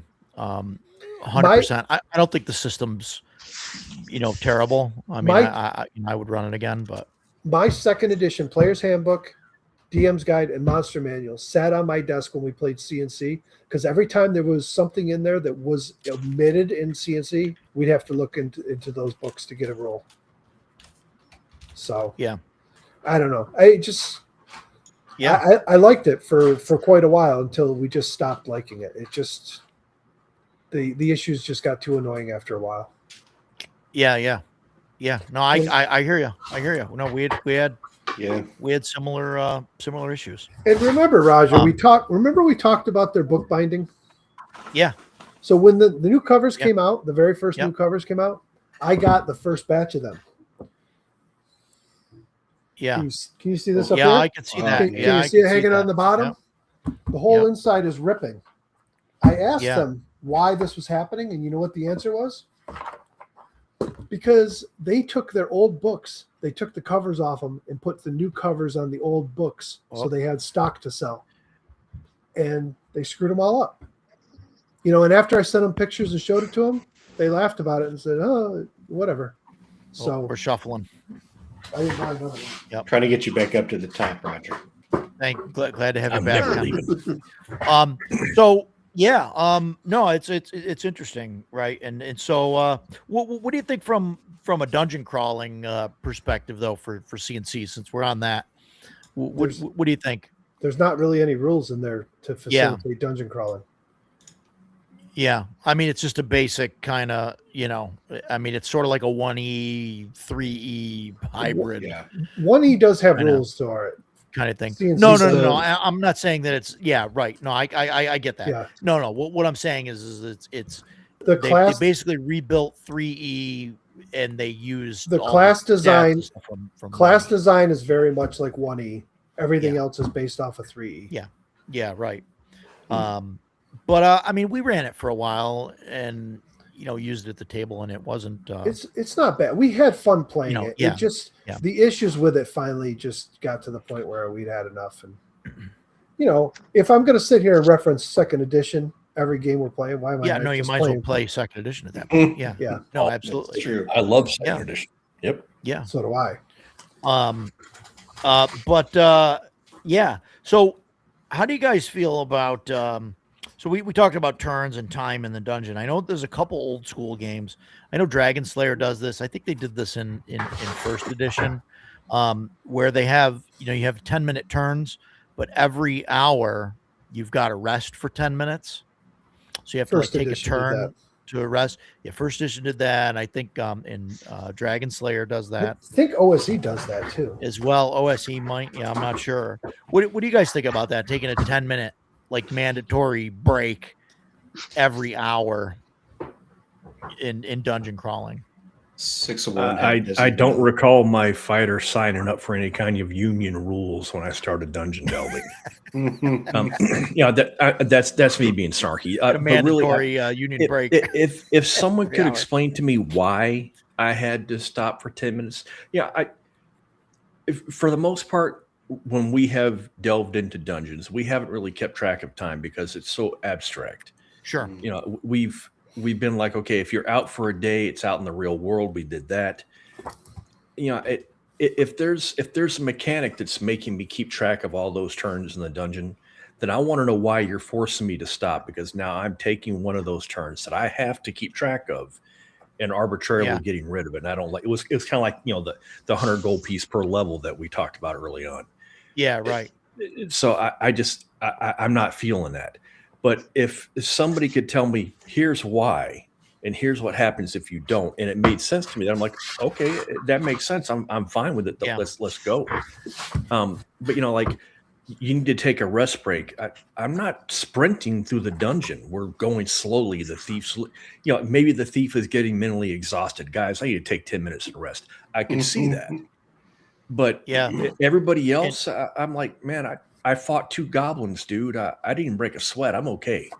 So yeah, I don't like that sort of thing.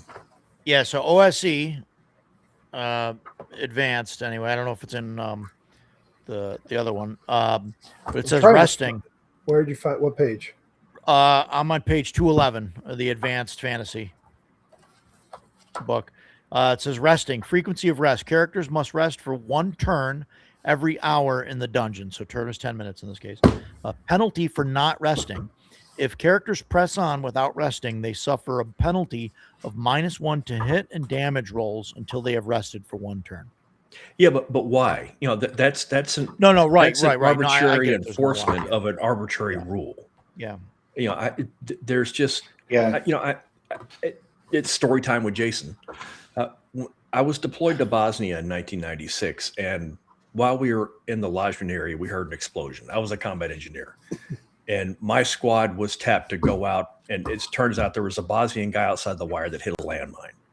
So my squad was tapped to go into the minefield and pull the guy out. And I was a brand new sergeant, brand new E5, and I mean brand new like a month. But I was one of the team leaders. So myself, the other team leader, and the squad leader, the 3 of us are the ones that actually did it. And you know, we're throwing a grapple hook into the minefield and pulling it through. You're looking for tripwires. And we finally made it to the guy, pulled him out, mission closed. It was 5 hours. And it felt like it was 10 minutes. And I have never been more tired in my life. I was absolutely exhausted. So I could see that level of stress being why I would take 10 minutes in the dungeon. But I need to know why I'm being made to stop. And unless that 10 minutes doesn't mean anything, and okay, fine, we're going to take a break because I don't care. Right. So can I give you my view on it? Because I have this a lot because I play 2nd edition. And a lot of people are like, oh, the 1 minute round doesn't make any sense. I can only attack once in a 1 minute round. I can only move 120 feet in a 1 minute round. Mm-hmm. And I try to explain to people, listen, it's just a mechanic. It's that 1 minute round is just a container to dictate what can be done in a turn, right? Forget about the 1 minute. Ignore it. You could say it's 10 seconds if you want. It doesn't matter what the time frame is. It's just what you can do in 1 turn. So when I look at something like that and it says, hey, you can move for 6, you can crawl for 6 turns in a dungeon or 5 turns, and then you got to take a 1 minute, 1 turn rest. That's saying 10 minutes out of every hour, you got to stop. You know, if you're walking through that dungeon and you're moving at the normal pace you should dungeon crawling, you're not running through it. You're right. You're going through it. Maybe somebody's poking at the floor, checking things. You're checking things out. You're moving slow, trying to be quiet, not make a lot of noise and attract attention. You know, I don't know. I don't see it as that big of a deal as long as you're just consistent with the rules. So you just, everybody's on board and say every 5 turns, you got to take 1 turn break. Mm-hmm. I guess. Yeah, it doesn't have to make sense, I guess. It's just, So my take there is like, what are we doing during the 10 minutes from a game perspective? Mm-hmm. Does anything happen? Do we like get hit points back? No, you don't get hit points back. You just don't lose. You don't get a -1. And then, basically it's another 10-minute round or 10-minute turn where the GM ticks the clock for a random encounter. Okay, I think I would rather just have 12-minute turns then. Yeah, right. Yeah, no, I was gonna say that. It kind of is Yeah. like just skip the whole BS about the rest and just say you have 5 dungeon turns in an hour, or That- whatever. Yeah, you roll 2 Whatever random it is, right. encounters at the top of the hour and one Right. every other time. Yeah, Yeah, I'm with Whatever it is, Jason. yeah. That just doesn't mentally track with like what is my character doing here? Sorry. And, Yeah. and I don't- that whole yeah. random encounter thing is what would annoy me. So I have to take a stop. I have to stand in place for 10 minutes. Meanwhile, the monster can still roam around. Random encounter. Oh, that 10 minutes that I was resting, I'm not resting anymore because now I'm fighting. But So are you okay what in happens Shadow? now? Are you okay in Shadow Dark that none of the players can see in the dark, but all of the monsters, other than humanoid monsters, can? Yeah, 100%. because that's the makeup of the world. Mikado, you were about to The, say something. I the mean, monsters can see in the dark. Yeah, I don't remember ever like using that stuff. Like I use that stuff, but like Jason said, like there's a reason why. Like, oh, like this section of like they're going through like it was when my group is in the Underdark, like and a lot of the cave systems and stuff that they've explored, like I explained to them, it's like this isn't like a dungeon passage where it's just a straight hallway or a curved hallway or whatever. It's flat, easy terrain. Like it's a cave. So you're climbing and you're, bouldering basically a lot of times. It's not just a run down a smooth tunnel all the time. So I'll do stuff like that where it's like, you're getting your ass whooped physically because you're like up, down, and it's that. But like, say you're in like a legit dungeon, like a tomb or whatever dungeon with flagstone walls and floors. I'm gonna get tired walking an hour. Like I don't think so. Yeah. well, 50 minutes. 50 minutes, yeah. 50 minutes, you're gonna No, get it's not tired. gonna You gotta happen. take a Maybe break. wearing plate mail and carrying up to my max Yeah. in treasure. I think it's Yeah. the Oh, I think what it is the Adventurers Guild mandates that because you're carrying all this treasure and gear that every 50 minutes you need to That take makes a sense. 10-minute. so it's timeout. really the hirelings pushing this rule. I can see Yeah. it. You've got hirelings. The porters, the Eat porters up are your behind this. constitution, sir. Yeah. We need to do some exercise when we get back to town. Put you on a regimen. Yeah, But other Um, times, if it's strenuous, like I've done ones where, like they're fleeing from a superior force. Like this was not technically a dungeon; they were trying to get this village away from this invading warlord band of bugbears, and I was making them make like Constitution checks, like because it's like, oh, we have to run for an extended period of time, like. yeah, With all of our right. shit on. Plus, I try would to keep totally all of these understand villages keep us right because it's giving you Yes. that reason that you're looking for, and it makes sense. Like we're running for hours. Yeah. If and not, the wizard with like the 7 constitution is days. not going to be able to keep pace with a fighter with a 16 constitution. no, absolutely not. Roger, your book must have different page numbers than mine because This I've not. this was the Player's Tome. Yeah, Player's Tome. Player's Tome, Old School Essentials, Advanced Fantasy, Gold Leaf Edition. Yeah, I don't have the gold leaf edition, but what page That's number? it. There's an extra gold leaf page in there. There's an extra Gold Leaf page. They're all off. Yeah, Throws a count. 211. It's Throws in the section called Dungeon Adventuring. Throws a count totally off. All right, so 211 for me is 211 for me is that. That's not dungeon adventuring. Yeah, well, mine is. I don't know what to tell you. But You didn't see it, but on the inside cover is very tiny print that says printed by Troll Lord Games. No, I have the same as Roger. 212 is where mine starts actually. It's the gold leaf, man. It's The one gold page. leaf. Yep. We were right. It's off by 1. off my page. You must have a Roger. You must have a first printing of the game. It maybe. I don't know. That's what mine is. It should say on the inside page. I don't have anything on the inside So- page. Oh, hang on. No, I Um, mean like this page. Oh, Hold first on. printing, November 2020, Yeah, version that's what I have 1.0. too. same. Yeah. Okay. Cool. That's what all the cool kids have. Yeah. Absolutely. Yeah. Sorry, Yes. Mike. Some of us were here from the beginning. Yeah, well, that's good for you. What? You still don't seem to know rules, so maybe you should read the book. Thanks, Mike. Appreciate it. Yeah. So, yeah. So time. Yeah. So that's time, right? Well, Actually, 222 is dungeon adventuring in this book. Oh, okay. Wow, That's weird. 11 extra pages. Wow. How many pages So- total are in that book? Well, if I go to the back, 247 is the second page of the open game license. That's the same as mine. That's weird. They're just Really swapping is script. true. We have the same So amount of pages, but they've So I have a newer version. I probably have the better designed version Yeah. Mhm. since Yeah, they they probably changed reordered some things. some Fine. stuff. Yeah. We'll have to compare the table of contents someday. Yeah. But yeah, fun times. So this goes back to some old games, and I try and do this every now and again. But how do you guys feel about doors that automatically shut? Like that was back in the day. That was like I've the thing done, where I've the never doors done would that unless close. there I've was never done that. You'd unless have there to was have like like a pitons to hold the door open or whatever, or something to jam it. Unless there was OSD a- reforged. unless there was some kind of mechanical reason why.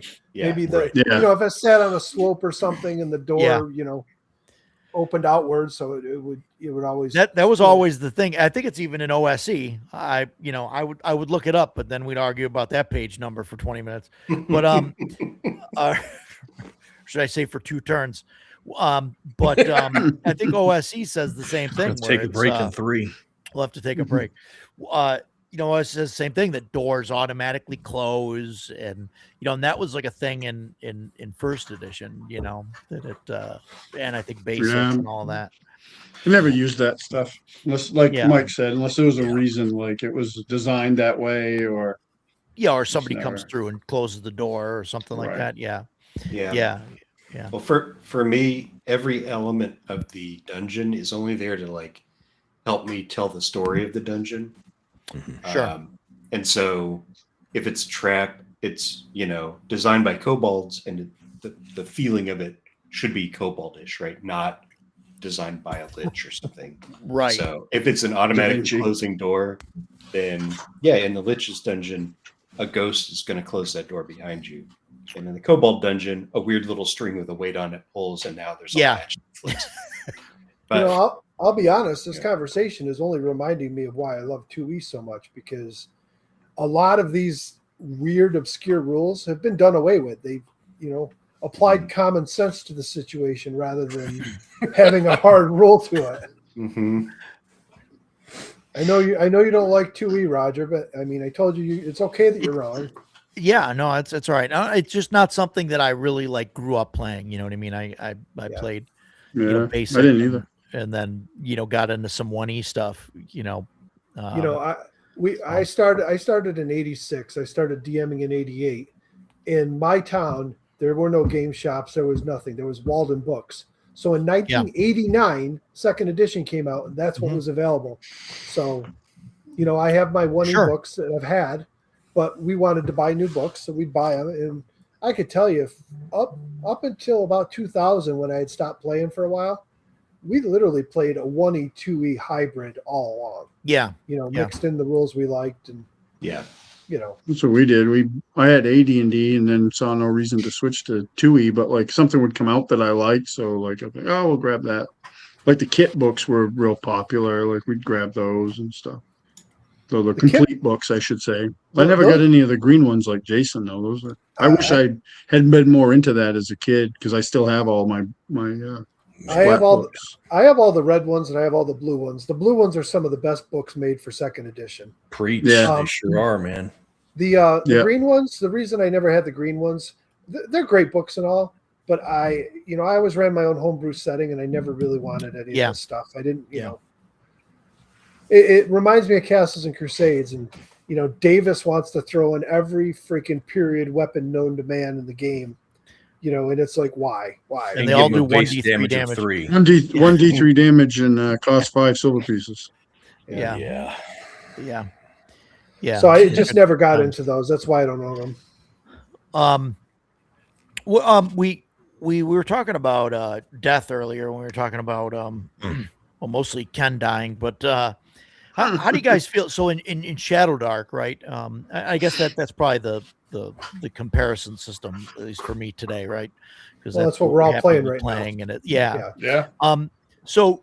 So death in a dungeon. Well, no, not death, right? But like, so Ken's character goes to 0, and and then the thief, puts a finger in his wound and It's crazy. stabilizes him, right? And so and then he's like, so he's stabilized at 0, right? And then and then eventually the cleric like heals him. So and he's back up, right? Like when he gets healed, he's he's at 3-4 hit points, whatever, and boom, he's pop up, he's good as new, right?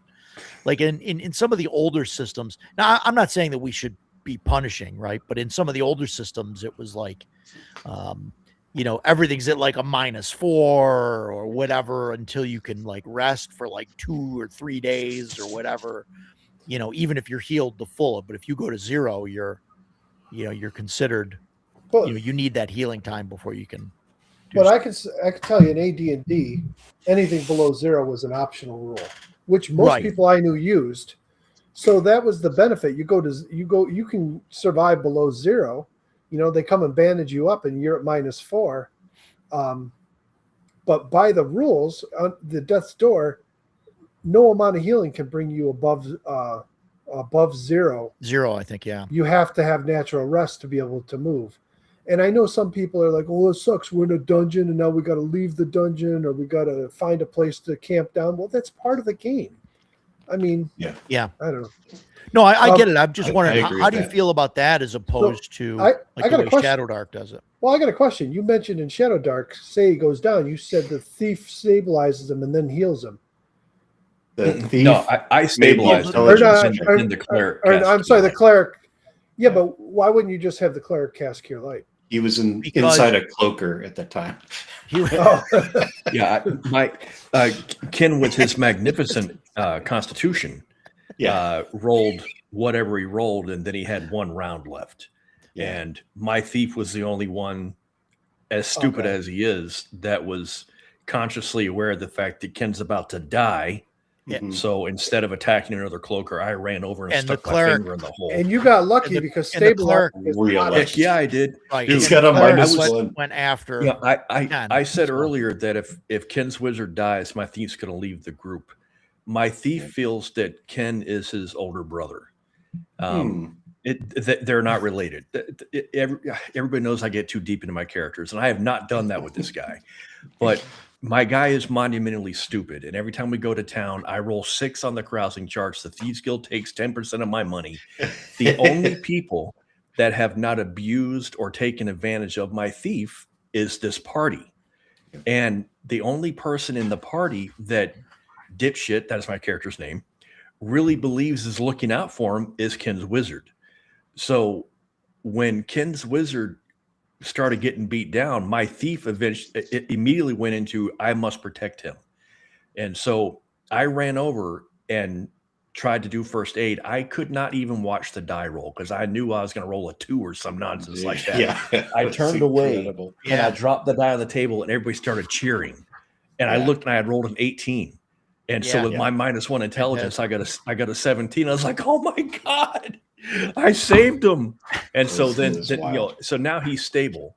So then we finished off the cloakers because the cleric was covered by a cloaker. In fact, both of them were.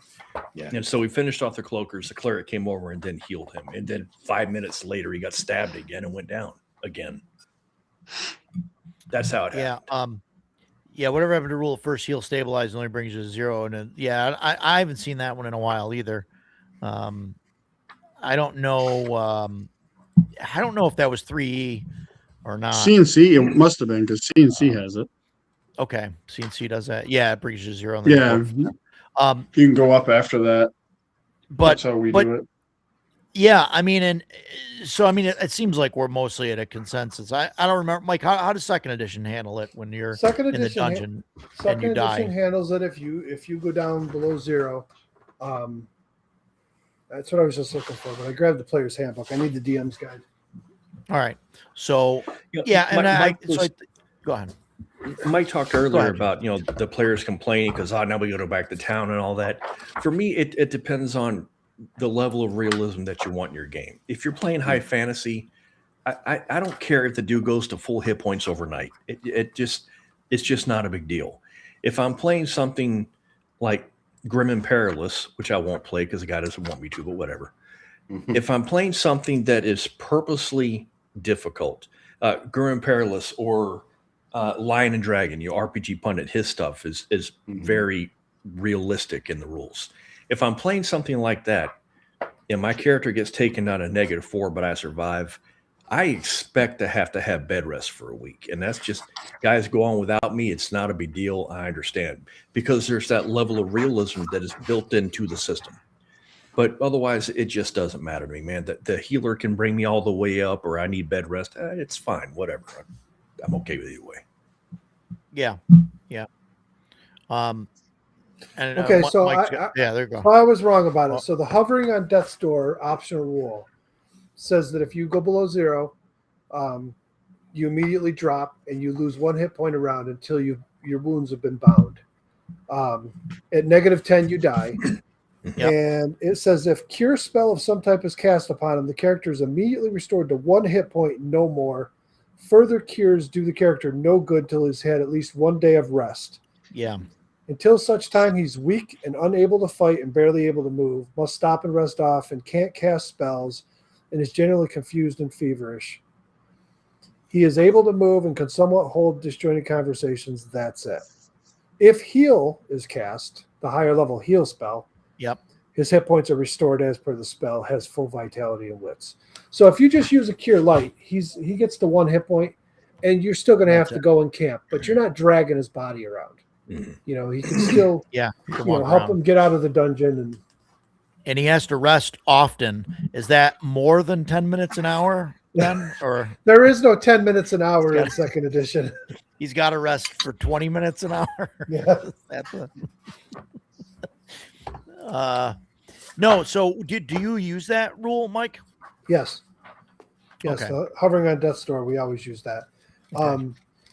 We did not use the second part of the rule, and that was one of those things that for 20 years we started doing it back, when we were teenagers, and never paid attention to the second part of that about not being able to heal above 1. Right. But I'm a stickler on this stuff these days. We play a game and I read these books over and over, and I'll be like, "Hey guys, did you see this?" And so we've adopted some of them. I don't know if they're better or worse. Do you think that would work in Shadow Dark?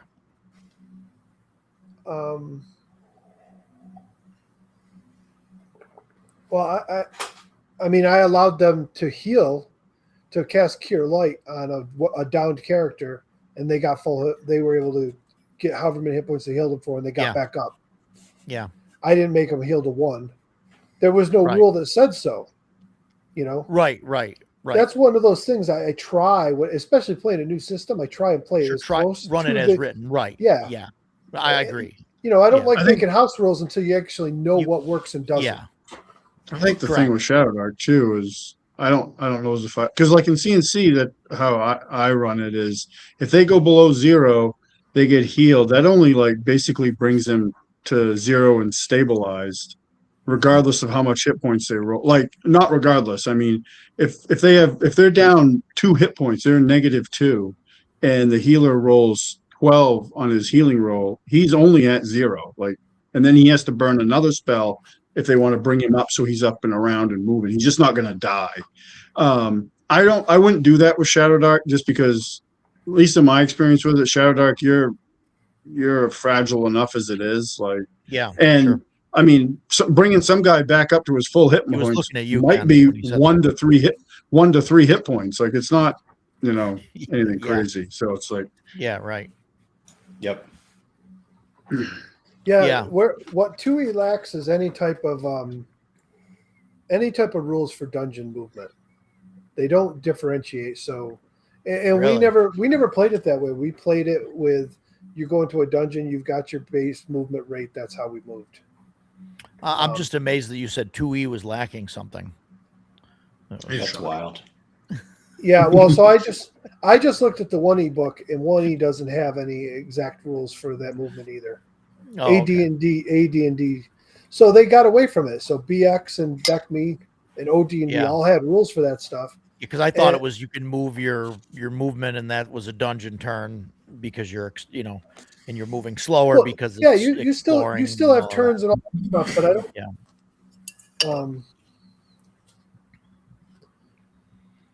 Yeah, I don't know. They've got like terrain costs for movement, but that's all outdoor stuff. I Yeah. mean, it makes sense. You're kind of like in the way that we're talking about it now with the 10-minute turn.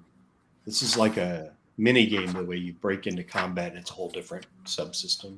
Yeah, And so it would make sense in the original that you're not breaking into a different thing. You're moving around just like you were moving around. Walk through the dungeon, and then if we need to stop and think about things, we'll use whatever mini game that is. yeah, right. Yeah, that makes sense. Mike is Bill Sylvie's younger brother. I don't know. I don't understand that reference. Okay, I don't either. that's great. Is it The my- Tales of Bargosa is it is my- what you were talking about earlier, Dakota? Yeah, that's the one I showed earlier. This game. Oh, here. okay, because everyone keeps saying good things about it. I'm going to have to check it out. Yeah, Yeah, definitely slept on that game because I've been reading it. Well, I've been reading the PDF, which I honestly rarely ever do, other than like I'll skim it. But the thing I had with it was every time I would read something, I'd be like, "Oh, I really like how that works," and it would urge me to read to the next thing, and I'd be like, "Well, shit, I really like how that works too." Is Yeah. that the PDF that you sent me a couple weeks ago? Yeah, Oh, okay. I have to download it Yeah. to my tablet and read it. yeah. You can live stream for 4 hours, Matt, because you're sitting down. But I mean, if you're walking around a dungeon, you definitely need a 10-minute break every hour. I don't know, man. 9:30 hits and I'm starting like, oh God, I gotta go to bed.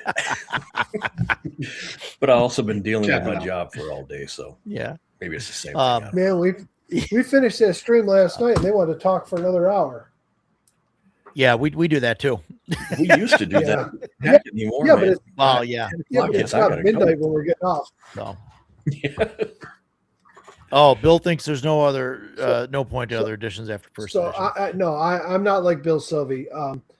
First of all, I loved 1E, played it forever, but I've thought about going back to play it, and then I look at the mechanics. I look at the That's right. yeah, Man, there's just I too remember much. this I being mean, better. initiative is a hot mess, and segments Yeah. is just a pain in the ass, and it's just there's too many things in it that I would I rather keep just wanting play to go 2E. back to it. I keep wanting to go back to it. I keep threatening to run it every now and again. Yeah, So, Yeah, we had I many kept- debates over that. You should can always run, play it. You can play with your Adventures goofy Dark and Osric Deep book. instead. You know, it's funny you mentioned that because I was looking through my books before we started, and I realized I had this book, and I'm like, even in any game I run, man, this book is going to be That's That's a good good book. stuff. I Yeah, use that's that gonna be too. great. Yeah, I that thing's bought this- awesome. I bought this from him at page 2, and it's been sitting on my shelf ever since. I've Yeah. never I even bought opened it it. at. Oh, I that bought it thing's at my awesome. first Mike. ShireCon. Yep. Yeah, that thing's awesome. I had the predecessor to that book, the old like white and maroon one that he had. Let's see what this says about movement in dungeons. Oh yeah, I'm glad you brought that up because I put this one aside too to Yeah. take a look at. How many pages do they have? Edgelord, I love Yeah. weapon speed. I think it's a great rule. So mine has 128 pages. So does mine. Ah, No, this is definitely really, really good stuff for all the tables and the mapping and stuff. Yeah, that Um, one and the Wilderness Survival Guide are two of my favorite source books. Yeah. I think they're Yeah. phenomenal. Um, They're not without their issues. I mean, they go if on you- the non-weapon proficiencies, and that broke a lot in first edition. But I still love those two source books. Yeah, Yeah. and the those are Jeff good Easley books. cover is Yeah. What's And if you the- go into like the Dungeoneers one has like pretty much a great description of like the different levels of just the world. Like you go like, oh, it's like 8 to 10 miles before you get to this section, and Yeah. Yeah. it's really cool. It's definitely got a lot of cool stuff. They go into a lot of like caving stuff, like with gases and being able to Yes. breathe and all that, which It's is not very well something that thought you out. normally It's a run great into. source book. Yeah. Yeah. Yeah, I yeah. still You know, use and the wilderness survival guide, I'm always playing a ranger.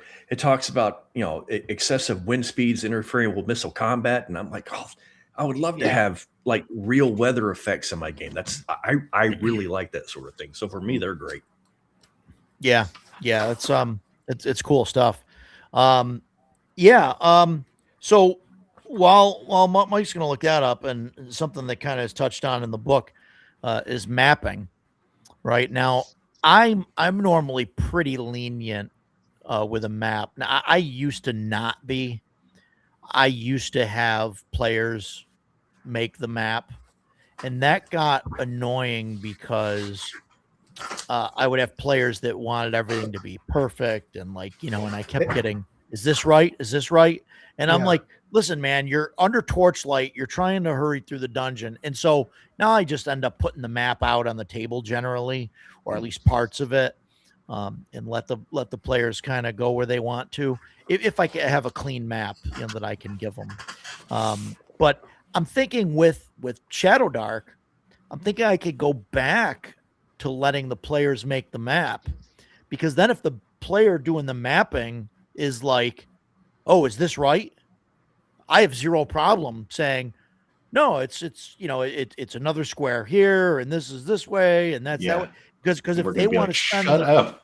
if they want to spend the torch time of like measuring out hand spans along the hallway so that they get the the perfect length of the room or whatever down, then hey, that's fine with me, right? Like, My in the guys threw a meantime, fit Ken's about losing that. his mind because we got we're losing we're losing torch time. Yeah. Yeah. My guy, I asked them if they wanted to map, and they were like, oh, no, we're not going to waste torch time mapping. I'm like, okay. Well, I would love to do it, but as a DM, I would not correct them. It's a 20 by 20 room with a door in the northeast and a door in the southwest. And if the guy puts the door in the wrong place, your map's wrong, dude. Like you said, you did it by torchlight. You're under duress. Mhm. Well, hopefully Yeah. it works for you. We'll find out. Yeah. Now, I mean, when in Death Angels is I'm evil, right? But like back in the day, like when I was the map maker, I mean, it was awful. It was, and I think Ken, I think I've seen you do this, where you're not like drawing hallways, you're just drawing like little lines, Yeah. of like just a quick thing, like, oh, we went left here, we went right, we're in here. Yep. Here's a room with a goblin, so you put a G, Yeah. and it's just like an abstract. It almost looks like a subway map or something. Yeah. At that point. Yeah. Yeah. That's much more realistic than somebody sitting there with a piece of very expensive paper Yeah. or vellum or whatever, Right. scribbling away, trying to draw a 20 by 20 room. No, we went into a room. It was kind of big. It had three doors on it. One went left, one went right, one went straight. Right. That's So- my map. But Yeah, I'm Node considering map is- going back to it for Shadow Dark, because I think that's what we're gonna end up with. Sorry, So Ken, I jumped in there. What were you saying? somewhere on my computer, I have a JPEG file of a map that I played in a virtual Greyhawk game years ago, and Alan Grohe was in the group, and Alan Grohe said, "I'll map," and we went into this dungeon, Yeah. and he mapped, and the DM Les was just like that, spitting it out real quick. When we got done, he shared his map with everybody, and Les shared his Yeah, map, and it looked and it better was like, than oh my God, it was like spot on. I was like, how did you do that? Because, I mean, the description was just real brief and quick, and he spit it out. And Alan Grohe never once asked him to repeat it. He just scribbled his stuff down. But, man, it was a good map. These guys that have done it for decades, they're good at it. If you ask new players today to try and do it, forget about it. yeah. My guys we did don't the same. also- do it. What's that? Go ahead, Dakota. Yeah, we don't really. I mean, I think I have one of my players. I know he messes around with maps, both like dungeon and especially like world type maps, like when they do a lot of overland travel in my game. So like he'll, I don't always have a great map for it. So he's kind of like doing a rough map of it. But a lot of it, honestly, didn't even, it really became a non-consideration when I started using a lot of terrain because it was like, I Yeah. build the whole, Dwarven Forge thing out, even if it's a small 2x2 thing. Like at that point, it seems it's kind of like a waste of time. I get Yeah. it realistically, like you'd want to do that, obviously, if you're spelunking through a cave or some dungeon maze. But like Yeah. when the whole thing's literally right in front of your character, it's like, okay, I can wave my hand at this and not worry about it. Yeah, there's not really a point of having a mapper if you have terrain in front of you for them to see. Right. Yeah. You can't be think- like, oh, which way are you heading back? Nope, it's not left. You That screwed way. up on your map. No, they're looking at the Yeah. thing going, I'm going Yeah, this looking way. at- I'm That's where they're we came moving in. their character. Yeah, so it's like it kind of went by the wayside. I mean, depending on the type of game you want to play or run, I could see it being a thing, but I can also see it being a thing where is it really that big of a thing to lose? Right, Like it's not a linchpin to the game, right? Or at least the games I played. I mean, obviously, I like terrain. I mean, you get that wow factor when you set that Is that- stuff up, and players are like, "Oh my god, that's great." Yeah. Well, I would Ken, actually you see were- it play more of a thing in overland travel because there's, in my mind, there's a much larger chance of you getting lost, right? Yeah. Like, oh Mhm. shit, like we had to go around this big land mass, or like the weather socked in, and oh crap, that tree looks familiar. You know what I mean? Stuff like that. But Yeah. we don't really use it. Ken, a you lot. were trying to say something a couple times. Oh yeah, I was gonna say this is one of those. I'm gonna give you the drawback to having people map. Although I think for our group, we'd be fine to do the mapping. But it's one of those things where this is a player skill and not a character skill. Mhm. Like my character might Yeah. be really good at mapping, but I don't make maps for a living. So and so it falls into that. Like I know some players get annoyed when you tell them, well, how do you seduce the bartender or whatever? Well, I don't know, but my character is really persuasive. So I'm a nerd I- playing D&D. I don't know how to he do knows. that. Good Yeah, luck right. mapping that out. yeah, right. So Yeah. yeah. Right. So I could see, as a general advice, check with your group. I enjoy maps, but I, like he said, I just do node maps because I don't need Yeah. to know that there were 3 turns in the hallway. It's a straight line. It goes to another room. That's Mhm. it. So Yeah. Yeah, I agree with you there. We haven't done mapping in a long time. Yeah. It makes sense when you're theater of the mind. Yeah. Um, I just yeah. wonder how good it would work with Shadow Dark with the torch timer. mm. It'd be a it's good way to interesting. burn torch time. Yeah, Yeah. it kind of seems like a dick move on the DM's part at that point, though. Okay. that's true. I mean, I mean, yeah, Perfect I mean, for our table. You think of every other game. Think of every other game where thanks. you Ken. might have used a mapper. Time is measured in turns, not Yeah. not real life time.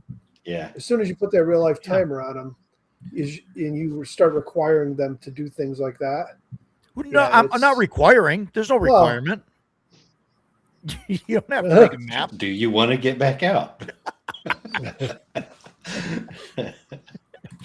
I mean, yeah, like, that's the thing. Like, well, you get to the intersection, which way do you go? I mean, it helps, if you have Yeah. a map, but, yeah, no, and I'm pretty much like at the point where like, that's not the mini game that I want to play at the table.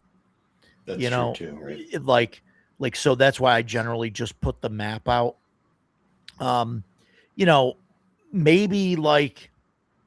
Maybe if the party's going through the dungeon and like all of a sudden there's like an ambush and the players decide to run, maybe depending on how deep they are in the dungeon, whoever's in the lead, maybe make them, roll an intelligence roll or something to see if they, at speed kind of remember where they're, where they're Mhm. going or something. But I mean, I don't, even that seems a little,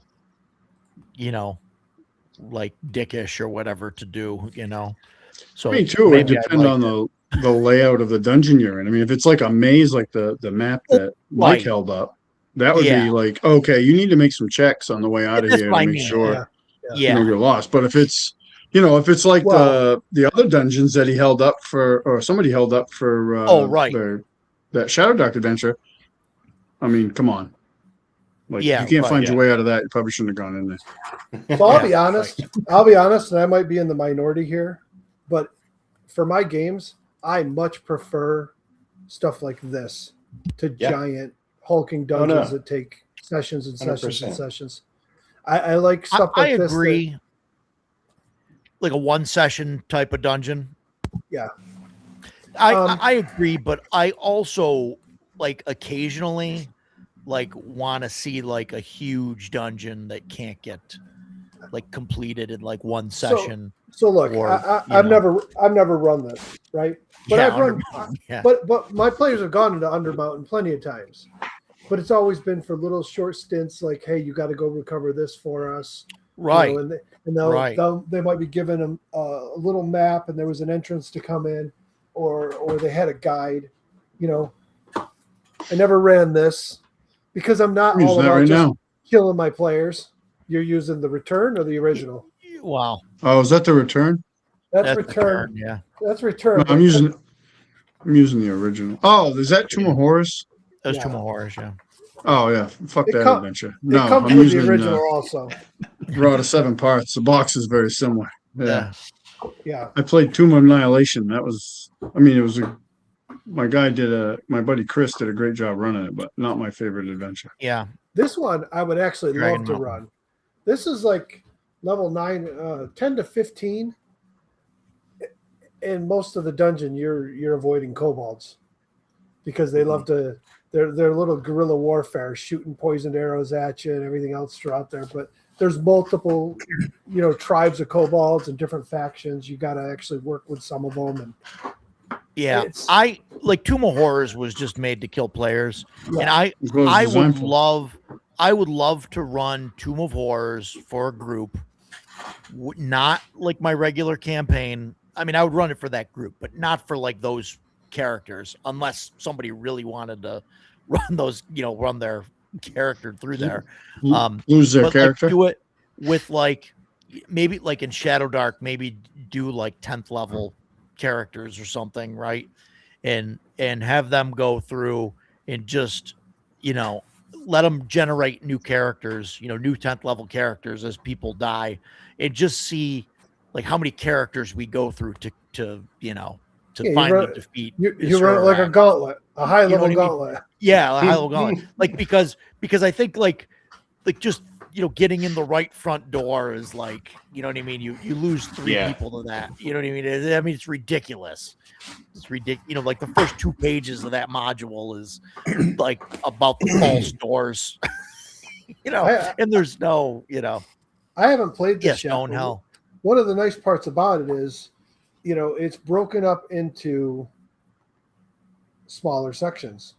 I mean, level Yeah. 2 is actually pretty big, but it's still broken up into 4 sections. Yeah. So you can split it up rather than being a whole dungeon crawl. I mean, you get into them and they're all smaller Yeah. areas that combine to make a big one. I had run the world's largest dungeon in 3rd edition, and that has, I believe it's 16 maps that are all 17 by 22.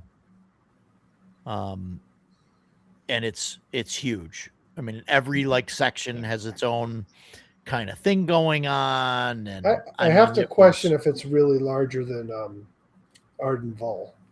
I Ardenval don't is know. 5 tomes, and they just released a 6th one. Yeah, I saw- don't think that it's bigger than that. I mean, but that's what that's what they called it. I mean, Yeah. Ardenval is actually well designed. That's something you could run a campaign in, and it's actually very good. yeah, Um, I've got to read into it more. What I liked about the world's largest dungeon is every section, like every map section there, is kind of had like its own thing going on. So like you really only needed to read the one section of the book. Like it would give you the overview of what's going on in this one section of the dungeon. And then like generally there'd be something that you have to do in order to get to the next section.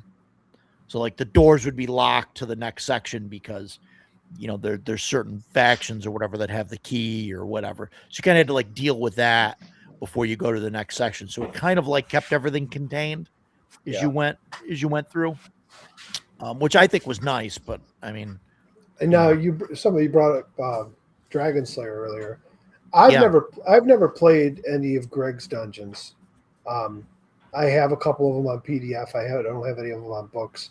The only reason I haven't got into them is because a few people I know that have run them told me that like Barrow Maze, they're like, it's great and all until you get a couple sessions in and you realize it's just killing the same undead over and over again. It's just a huge undead dungeon. There's not variety to it. And then you get into Highfell and it's got its theme, but there's no real variety to it. If I want to do a big dungeon, I definitely want some variety. Sure. But, how is Arden Vol? I mean, is that? I haven't run it. I have not run it. Does it have like different sections with different things going on? Yeah. Every section of the dungeon has a different theme to it, and there's different factions in there that might be at war with each other or cooperating. There's there's sections in there that aren't aggressive. You might be able to go in there and work with them, and so there's a lot. It's a living, breathing dungeon with lots of stuff going on. So but it's got to be a lot of work to prep it. I know. I've heard that same thing about like the Gillespie's dungeons. I've ran a little bit of Barrow Maze, but like maybe 3 sessions.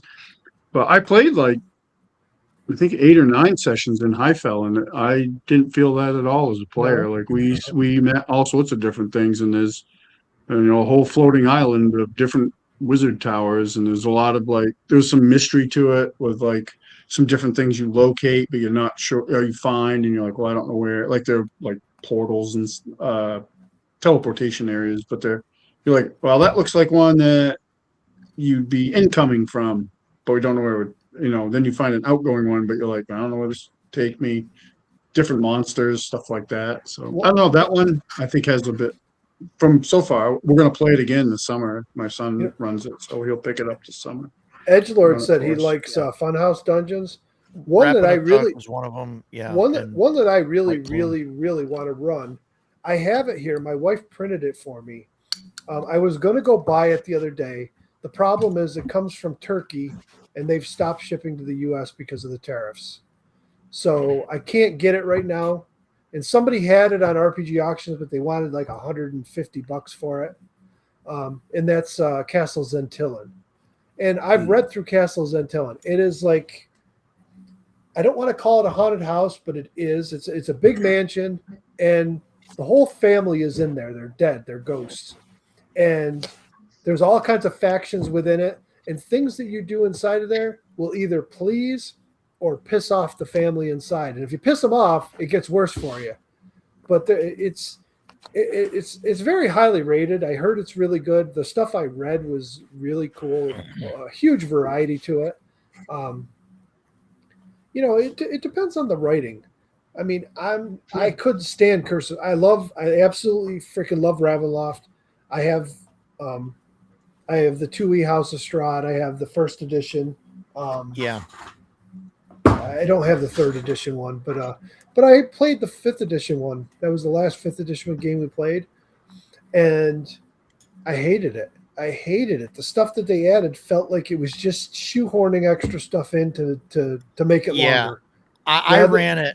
I used Hyperborea, and I ran it, and I modified and added a lot of the stuff from the 2nd edition, like supplements and things. And changed a lot of stuff, and I did that a lot too. Of work. Yeah, I did that with loved, Death House though. I liked that. I enjoyed it. That's how we Death House was cool. Just I used that. The little things, cool. Just the little things about the. I don't want to spoil like too much and stuff, but Death House my favorite part of Death House The mirror. was after they get through it and they Yeah. move on and they leave and then they come back. Oh, okay. They're like, "Are you kidding me?" My favorite part was the mirror with the woman in the mirrors. Yeah, yeah. You know, it's There's a just lot of little cool things stuff. like that, you know, and when it happens and the players like, you know, all of a sudden they see somebody in the mirror looking back at them and realize it's a reflection in the mirror, but there's nobody there. Yeah. It gets them paranoid. It's You know, everywhere right. they go, they're paranoid. Like, what's Yeah. what's going to jump out at us? I've always heard that Teagle Manor is another fun. I had that, but I never ran it. I've So, never played it. and now I have it, but it is in a ginormous format because it's in the So one of the Goodman Judges Games. Guild books. yeah, Yeah. it's the Judges Guild books that Goodman put out. Yeah. It's like 11 by 17 pages Wasn't it? or whatever. Wasn't it Frog God that put it out? They They did. did Frog a God, I thought, reprint did the reprint of yeah. it, I think. Yeah, but they did like the original because Goodman had access to a bunch of Judges Guild stuff, and so they reprinted the original stuff in there. But yeah, it's it's pretty cool. So yeah, I'd love to run that. That's big though.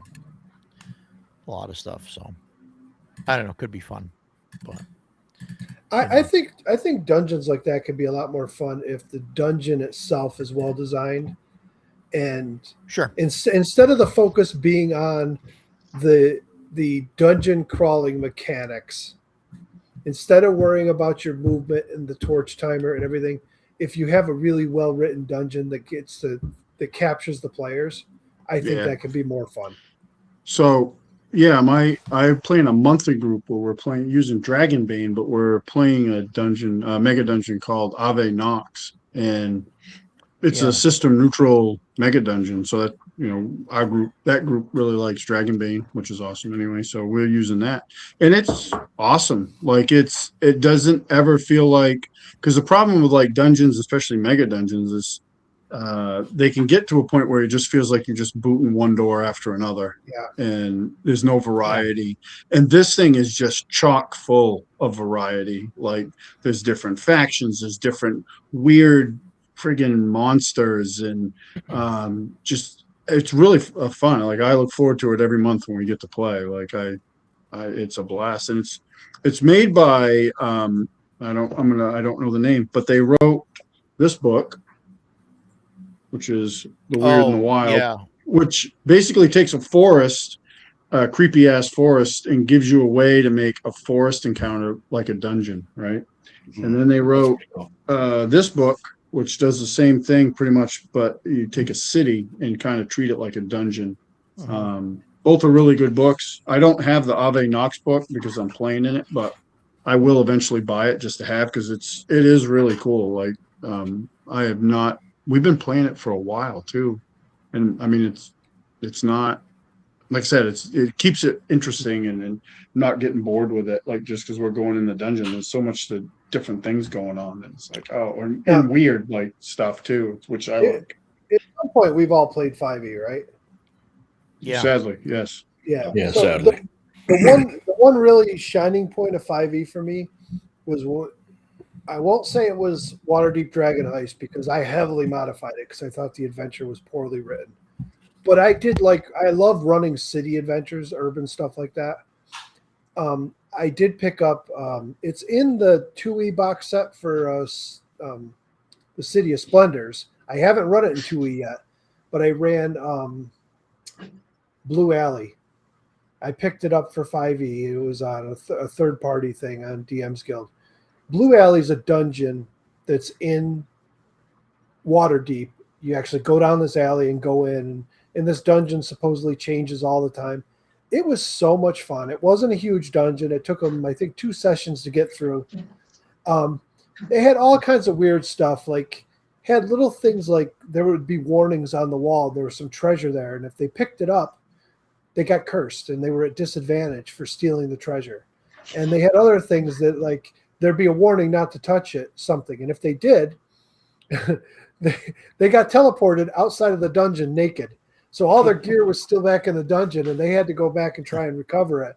And there were all kind of little quirky things in it, and they loved it. It was one of those, 2 sessions of people just laughing and just enjoying it.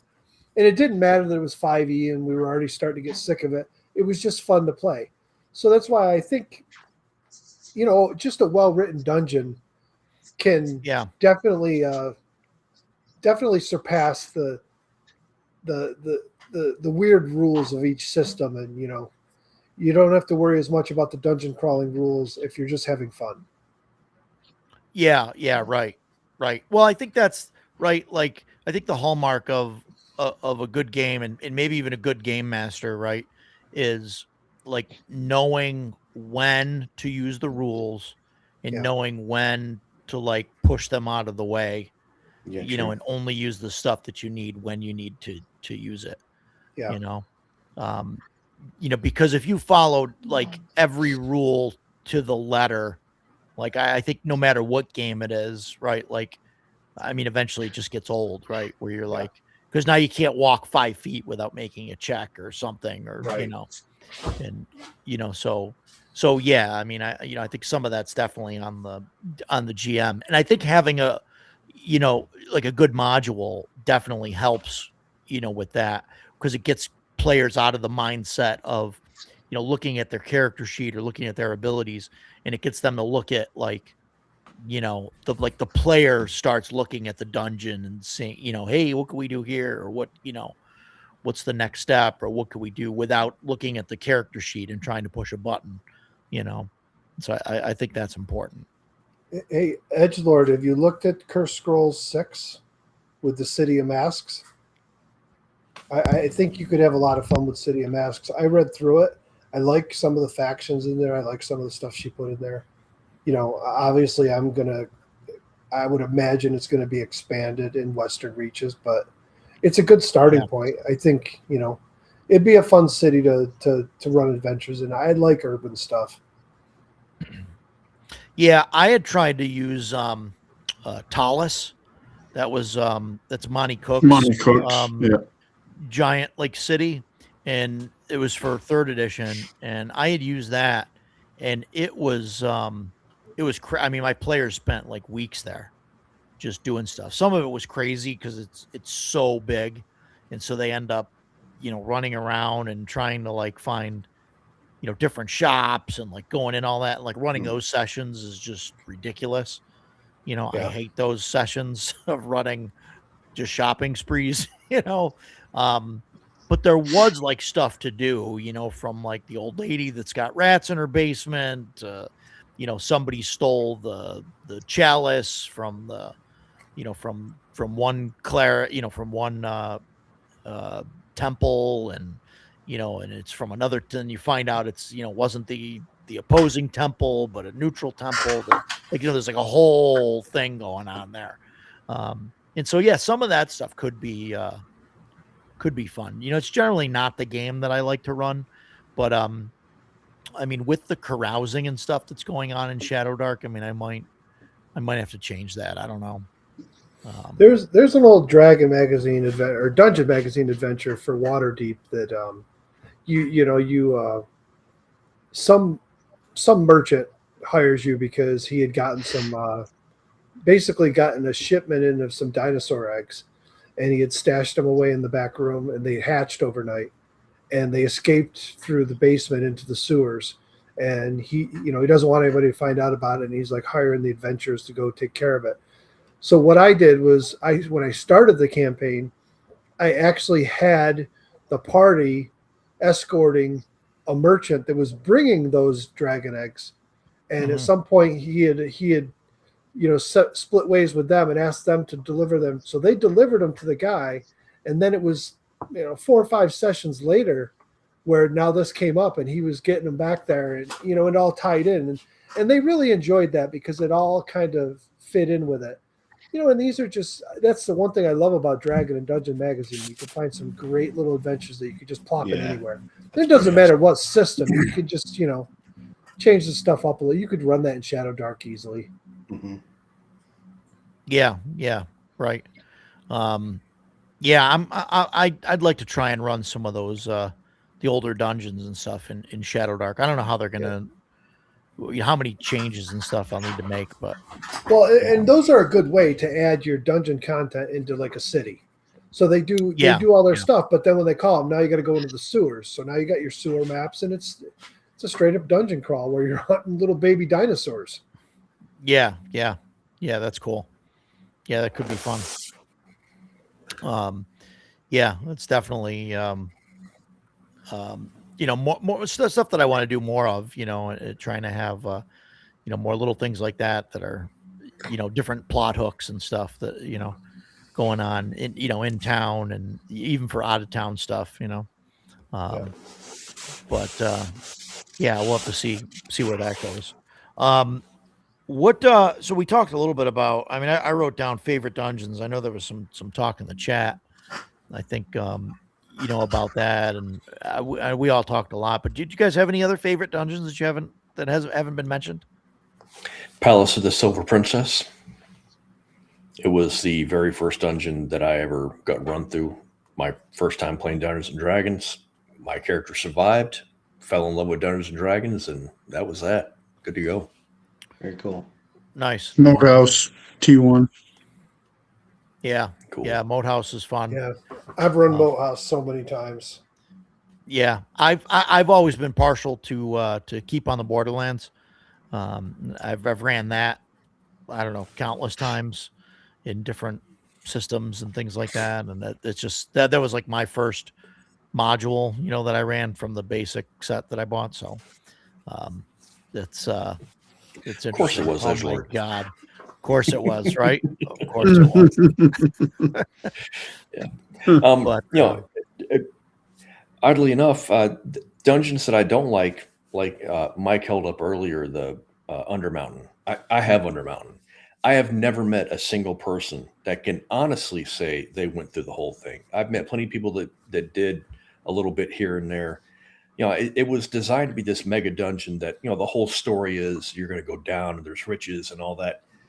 And it just feels tedious after a while. And I'm like, I don't, it ruins of Mithranor. Same thing with that, just. But both of them, Ruins of Mithranor and Ruins of Undermountain, have you actually read the beginning of it? Because it specifically states it's not in a very long time. Yeah, it's not supposed to be played as like a straight dungeon crawl. It's okay. That's why there's like 20 entrances, and then they tell you, just add entrances where you want. Sure. It's run by the Mad Mage. If you want to switch around hallways and everything, they go down this entrance, think they're coming here, and put them on an opposite side of the dungeon. It's meant to be little spurts, and that's how I run it. I run it more of like, this guy hires them to recover. Oh, we've been looking for our family signet for the last 10 years since it's been gone, and we just got word that it's this tribe of whatever that's in Undermountain has possession of it, and they send you in there to go recover it. I think it works better that way than a straight crawl. Sure. It came out when I was much younger, and everybody's got a bigger dick than the guy next to him. I did Undermountain, but then, tell me about it. Well, it was hard. Yeah. The other problem with it is 3/4 of it isn't keyed. So they leave it up to the DM to key it. So unless you want to do all the work, it's not something you can just pick up and start running like that. Chthonic, I have never even seen the orange cover. I know it's very pricey because it's very rare. I have a copy of the green cover. What the guy was running way back when I was 11, I couldn't tell you if he's got the orange or green. But yeah, I only have the green. Ken, how about you? Favorite dungeon? I got a soft spot for Rise of the Rune Lords, the Pathfinder. Okay, yeah, it's a great one. That's a good one. Yeah, there's an intro dungeon, and I think there's one towards the end of that adventure. They're both very memorable. Did you run it or play it, Ken? I played in that one. Played it? Yeah. I have the that was their 25th anniversary. I'd love to run their first adventure path, wasn't it? Right? Yeah, it was their first. I can't remember. It was their first Pathfinder one. Big one. Yeah. Pathfinder one. Yeah. It's their flagship. That's cool. Yeah. I'd love to convert it to like, I don't know, CNC or something and run it. Yeah, for sure. I saw I actually bought, but I didn't enjoy the Savage Worlds Pathfinder that came out. Oh And, yeah. Yep. they made Savage Worlds They make a Pathfinder bunch of rules. stuff. If you like Savage Worlds and love the Pathfinder world flavor, it's great. But they also put out the Rise of the Rune Lords Adventure Path. There you go. Oh, there you go. Yeah. Rise of the I- Rune Lords Adventure Path in Savage Worlds Pathfinder. I saw that. I've never played any Savage Worlds, so That's I was just like, a weird. That's just a weird thing. It's to worth do. trying one time. Like, I get it. I like. There's very very few instances of, publishers, game publishers, that have taken like their whole kind of system and everything and converted it to, and like Pathfinder to Savage Worlds, right? It's not like you're going from Pathfinder to 5e or from Pathfinder to like CNC or something. Like you're Yeah. going to a completely different. It's very different. Yeah. and it's just Yeah. weird, and you really don't see that a lot. Where I can tell you the thing it has in common is that your Pathfinder characters in both editions of Pathfinder, you're building with a bunch of feat selections, Mhm. class feat selections, and even racial feat selections. In Savage Worlds, Pathfinder ups the number of what are they called? They're not feats, or like edges or something. yeah, I forget what they call Perks them or now. something like that.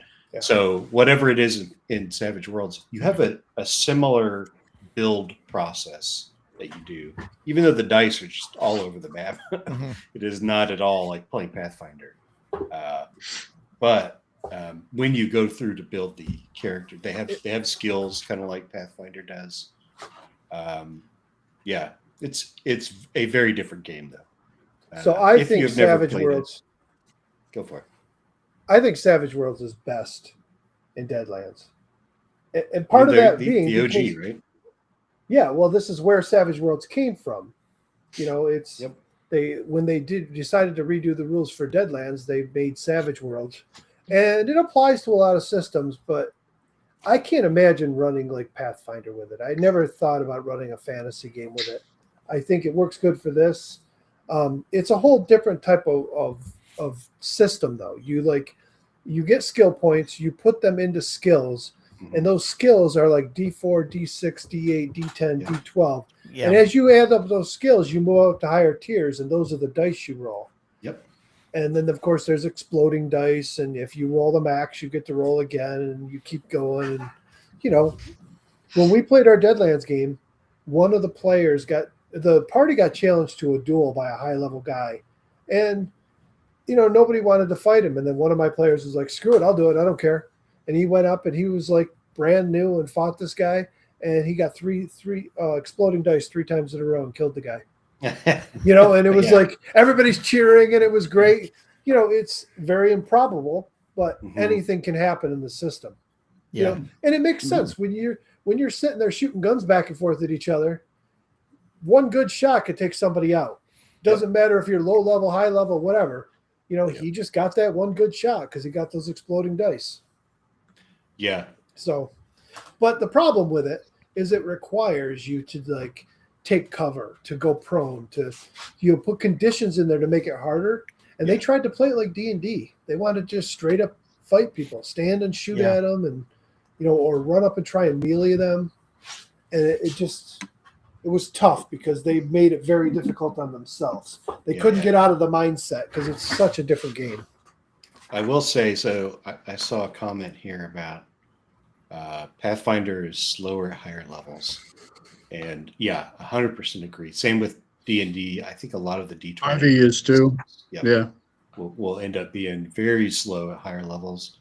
If you can learn Savage Worlds at lower levels and find it fast and compelling, I don't think that it gets worse as you get higher, because it's not a bunch, the math is not changing by such an amount that Yeah. you're really slowing things down. And like he said, in base Savage Worlds, you can get lucky and just one shot that dragon if you're the bard with the arrow or whatever.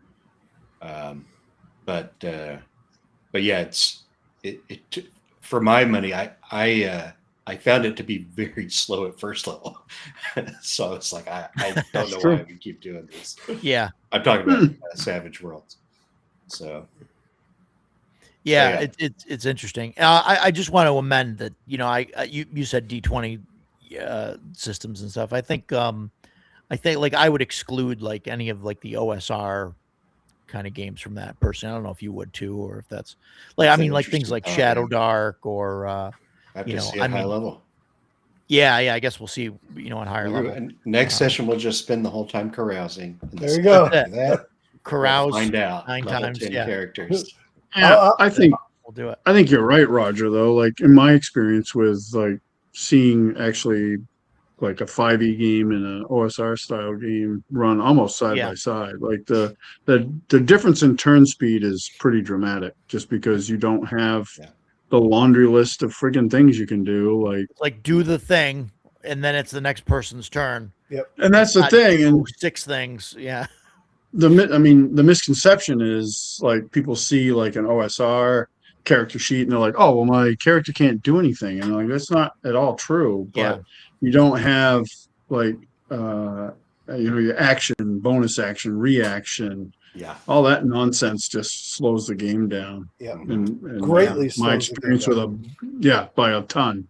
And I've run big groups in both, and I would run big groups any day of the week with like CNC or any other, older style game, no problem. And One, 5e Pathfinder, anything like that, no thanks. I one wouldn't thing wanna that run really, really period. disturbed me about 5e was, as a DM for a long time, I really hated the fact that in 5e you really can't, at least in 2014 5e with the standard monster manual, you cannot throw a single monster against a party. They will Yeah. wipe the floor Yeah, they'll with it. mark it. Yeah, Yeah, they will. and it just becomes like we're just gonna do a quick burst of all of our abilities, and we're just Yeah. gonna wipe it in 2 rounds, and Yeah. then they're like, So- "Oh, who cares? We're gonna take a short rest, and we got them back." So Yeah. when I was See, prepping so my even in campaign 5e, finale, even in 5e, you're taking a 10-minute rest every hour. when I was prepping my 5e campaign, the finale of it, they were like the highest character was like 18th level. And I remember prepping that game and I had 11 different monster manuals out, and not one of them was the official 5e D&D Wizards of the Coast 5e monster manual, because that thing sucked. And Yeah. they pretty much gave up after the letter D. Yeah. And useless fucking book. I hated it. But other companies made good ones, like, for 5e, Cobalt Press made some awesome ones. I use their stuff all the time when Yeah. I was running 5e, but I've got Um, Toma Beast 1, Toma Beast 2, yeah, Creature Codex, those and are I've awesome books. I've also got Flea Mortals, which was the last 5e book I had bought. We were running that Curse of Strahd campaign. We actually went back to it after CNC because they wanted to try Curse of Strahd. So I bought Flea Mortals thinking, okay, we get into it, maybe I get some Well, I tougher have that. monsters, Yeah. it'll be okay. But, I never used it, but no. I got it, but by the time it came in, I was done with 5e. I kept it though, because it has some interesting ideas and stuff Yeah. that you could borrow for other games. But Yeah, 3 and up brought us the superhero game. Yeah, yeah, for sure it did. Which some people love. Sure. It's just not my yeah, Yeah, I mean, absolutely. That's why I It's said, like, definitely what people I'm wanna do. obviously I can be very vocal about my dislike for 5e, but if that's the type of game you like, play the shit out of it. Like, have Yeah. a great time. Yeah. I just, after running it for a very long time and playing in it for a very long time with multiple campaigns, I have no desire to ever play it or run it ever again. Like, it's Yep. it's not D&D as far as I'm concerned. But For me, everybody has that their was own a big- opinion. that was a big thing for me about 2E2 was the monsters. I had obviously had the monster manual, and I think hands down the 2E monster manual is the gold standard for how they should be produced. Single page per monster, nice layout.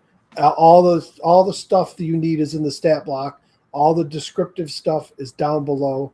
There's lore stuff, but it's all single page, which was great for me prepping because I would print out the monsters that I needed all on single pages. I could mark them up, do whatever I wanted, and throw them out when I'm done. I have a bunch of the 2E monster manuals. Like I said, I'm always a big fan of monster manuals anyway. So Well, so they I took every single one of I've got the hardcover, I've got the 4 soft cover the appendix books. I've got the Mystara appendix book. I got all the softcover ones, and then all the ones that were part of the binder that they didn't make into print books. I Yeah. took every one of those, went through the PDFs, made covers for them, sent them to Lulu. Or no, had my buddy print them. Those I didn't print those ones. Those ones I printed and I bound them with a comb binder. So I have every one. I've got like literally a stack of like 20 monster manuals for every little thing. If you want Kryn, you got it. You want Greyhawk, you got it. You want Mystara, every one of them there. I have a million options for it, and I absolutely just love that. I could pull stuff out of my ass that the players have never even heard of before. Yeah, it's pretty nice. Yeah. Yeah. Yeah. Yeah. That's what I got to start doing. Pulling things I out of just your gotta ass. start pulling things out of. Well, I mean, I do that anyway, but yeah. No, I got to start like just building my own 2-week monster collection. manual or whatever. No, I've got enough. I've got enough 2 ebooks. Yeah. There's I don't know the exact name of it, but there's a book on Drive-Thru where a guy took all 6 Pathfinder bestiaries and converted them to Shadow Dark. Really? Wow. Yeah, it doesn't have any art because the fucking book would be like as long as my Right. arm if it did. Right. But yeah, he converted all the monsters from the 1 through 6 bestiaries for Pathfinder and made them Shadow Dark. Really? I That's bet- crazy. Did you guys back the Roll for Combat bestiaries, the 3 of them? Yeah. I didn't. No. I did. Yeah. I did also. I did because I was all gung ho while I was at Page, and I was like, I got to buy more. So I backed them. And yeah. I think if I hadn't done it then, I probably wouldn't do it now just because I'd wait and see where this goes. But whatever, I already backed them, and they're already, Yeah. it was a late pledge, so it's already been paid for. Yeah. It's a new one that they just got. It just finished on Kickstarter like a month ago, maybe Yeah, something like that. But yeah, they're they have big. 3 It's like new 300 page, like 300 page tomes of monsters. Yeah. One's Yeah, elemental. definitely. There's like elemental monsters. There's weird stuff. I forgot what they even are, but Yeah, I forget the one of them's elementals, I think, and some of them are they Underdark and Wilderness or something like that. I don't know, yeah. but yeah, this looking this up, Ducato, it says Just Shadow found it, Finder. Yeah. Yeah. Shadow Finder is the name of that. I like Check that out. I like these are for OSE. These are nice because Oh, yeah.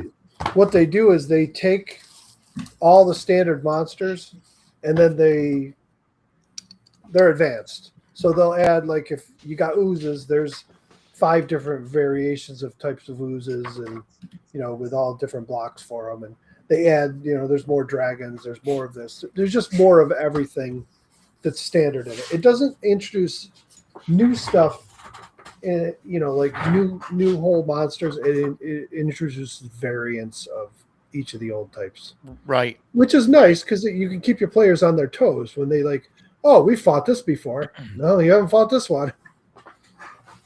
Yeah.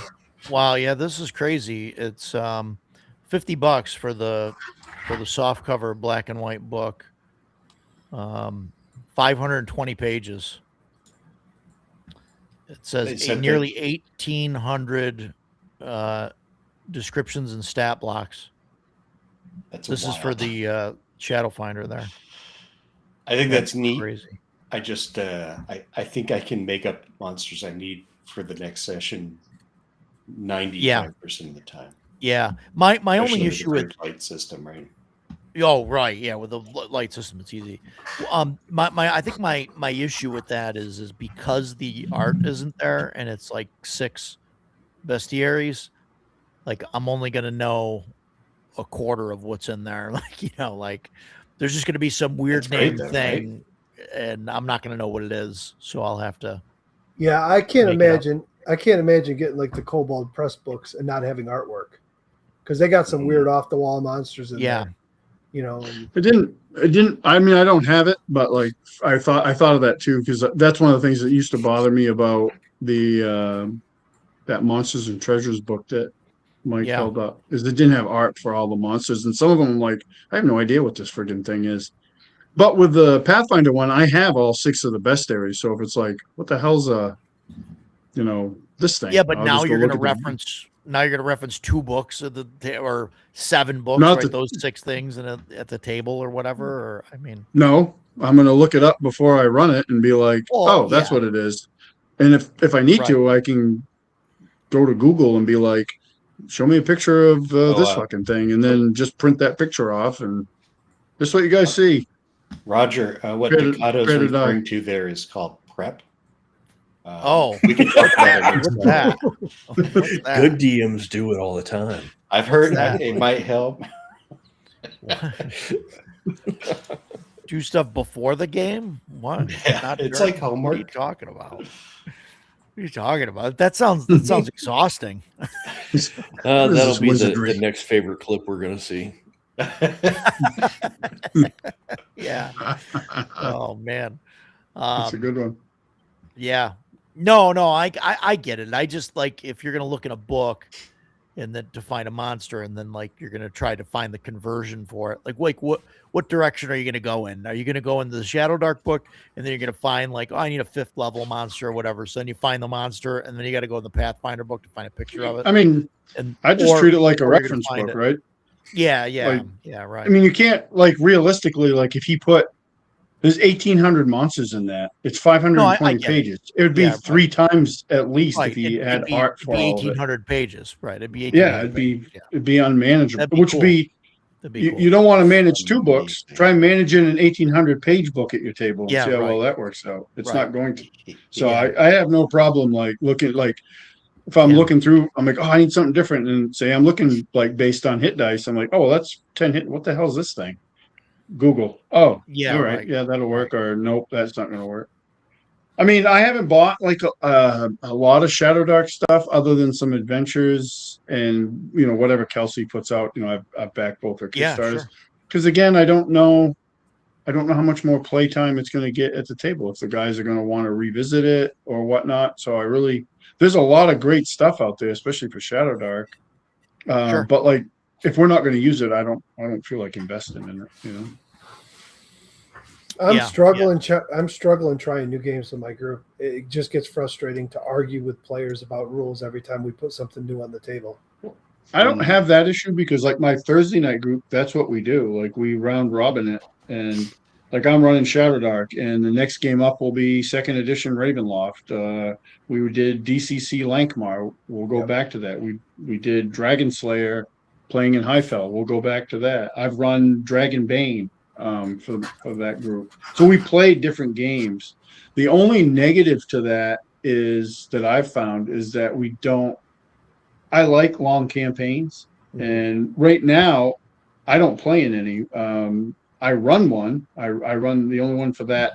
Our whole group, the Thursday night group, is like some of our regular my CNC group that are local to me, and so I don't get a chance to really play in a long term campaign other than like the monthly game, but that's hard to because we Yeah. only get to play once a month because of schedules and stuff. Everybody's busy, so. I miss out on that, but So you're Other in than 3 that- games.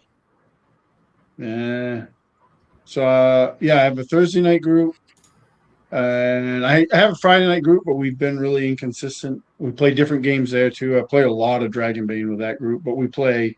It's a group I play Daggerheart with. It's a group I play Heart with. It's a group I play Mothership with. I've played some other shit that I just flew out of my head.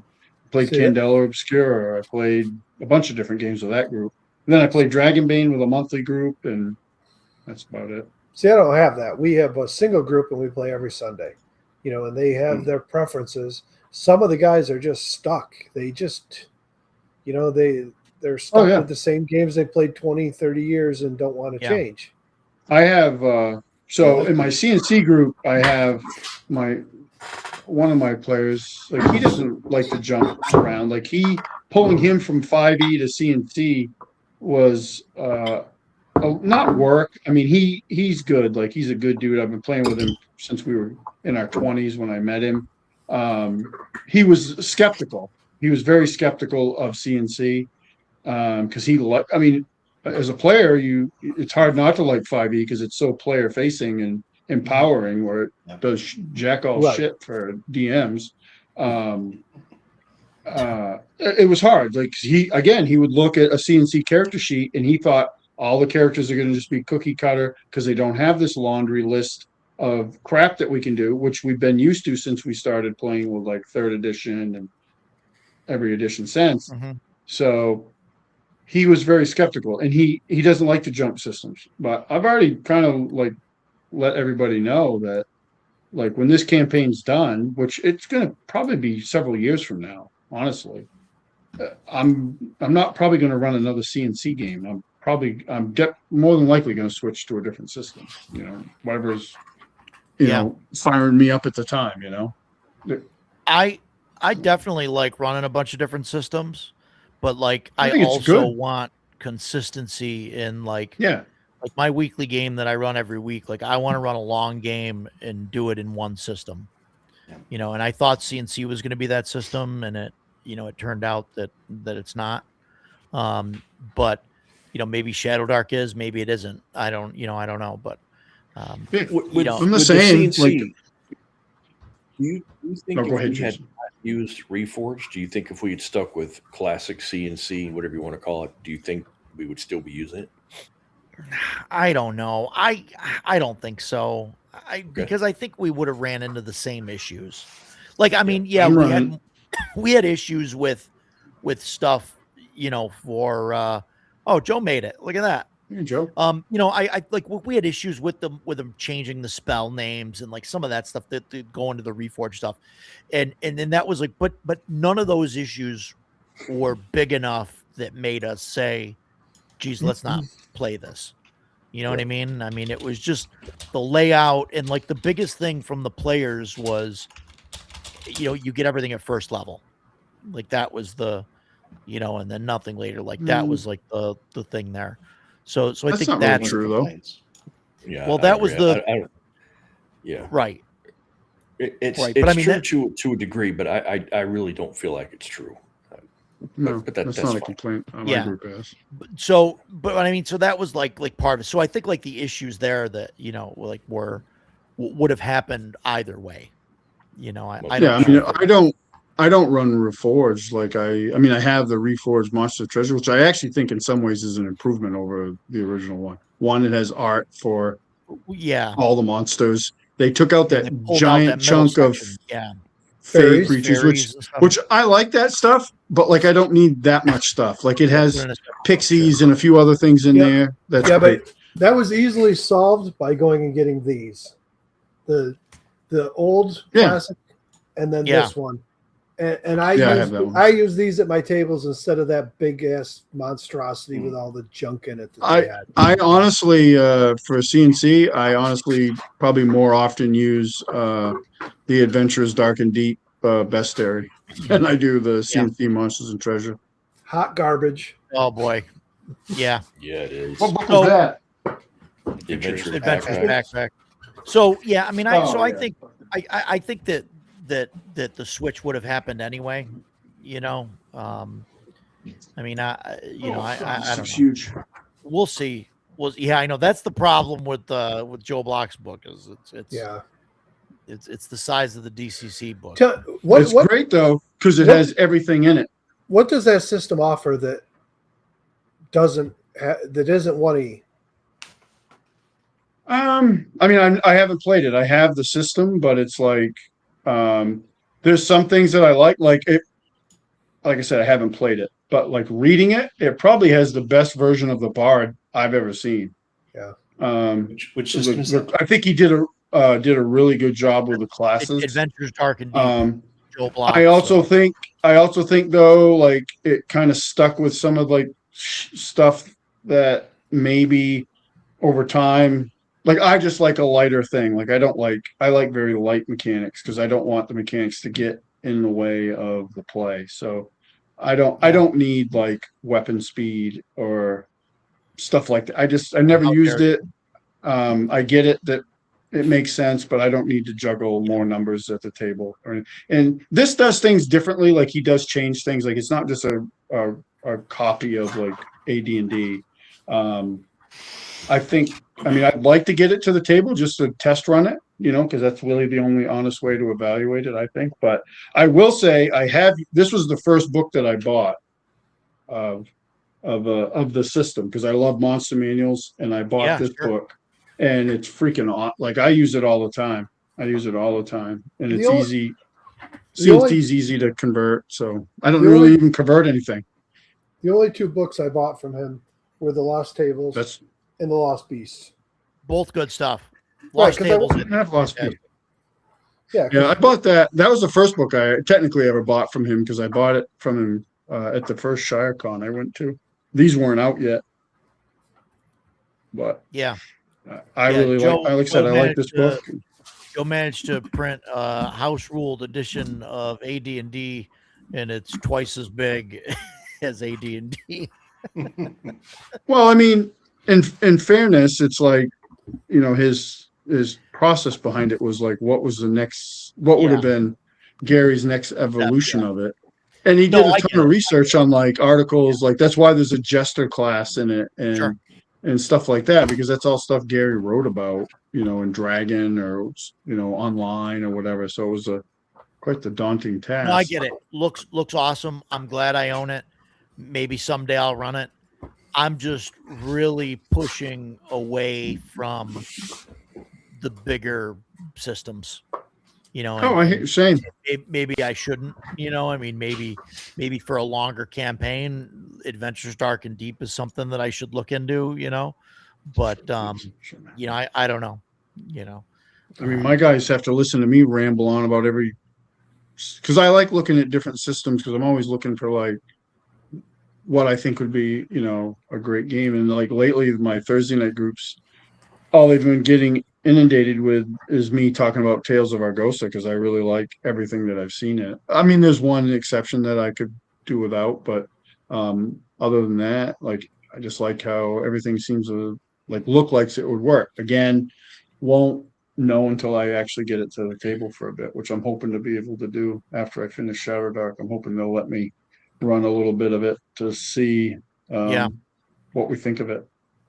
Well, I'm excited for Adventures Dark and Deep Light because I think that I can, more easily get to the table. Yeah, I don't know if I'll pick that up or not, but because I have the other, I have the core book and everything, but sure. Yeah, that was a smart move on his part too, because these 2 books, they are daunting, like massive. Yeah, fucking like these things. This is a great monster manual though, because it's just awesome. Yeah, no, like I said, I use it. I use it more huge. than Monsters and Treasures. So it's huge. Aren't you excited for your landscape version of Osric 3? Stop! I don't want to talk about it. I don't want to talk about that. I don't know how you backed it and didn't know. I don't want to. I don't want to talk to you about this. Okay. I'm already embarrassed. What's this? Yeah, what is this? When Osric 3 came out on Kickstarter. 3. Okay, I backed it because I liked Osric. I was back and forth on whether I should back the thing or not. And then at the last minute, or no, I think it was, well, whatever. I ended up backing it for a copy of the core book. Yeah. Well, Mike, a couple weeks ago or whatever, informs me like he's breaking my chops about that. And I'm like, what are you talking about? He's like, oh, it's landscape. And I'm like, shut up. It is not. Then he's like, go check your pledge. So I did. Oh. It's landscape.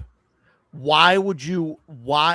So they got so much flack about that they eventually added a standard, portrait formatted book. But it was like an extra pledge at the bottom. So if you did the standard pledge, you got the landscape version.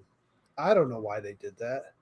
That's why I didn't back it. I was like, I'm not backing this shit because I'll probably never play it, but it's not even going to fit on my bookshelf properly. It's going to look cool on a coffee table. It's a coffee table book. No, it's Yeah. not. Somebody's going to look at it and be like, "What is this crap?" Stop. It's fine. It'll be It'll fine. it'll be fine, Roger. It'll be fine. It'll be fine. Yes, I It'll know. be fine. There's nothing wrong with it. We'll be able to use it at the table.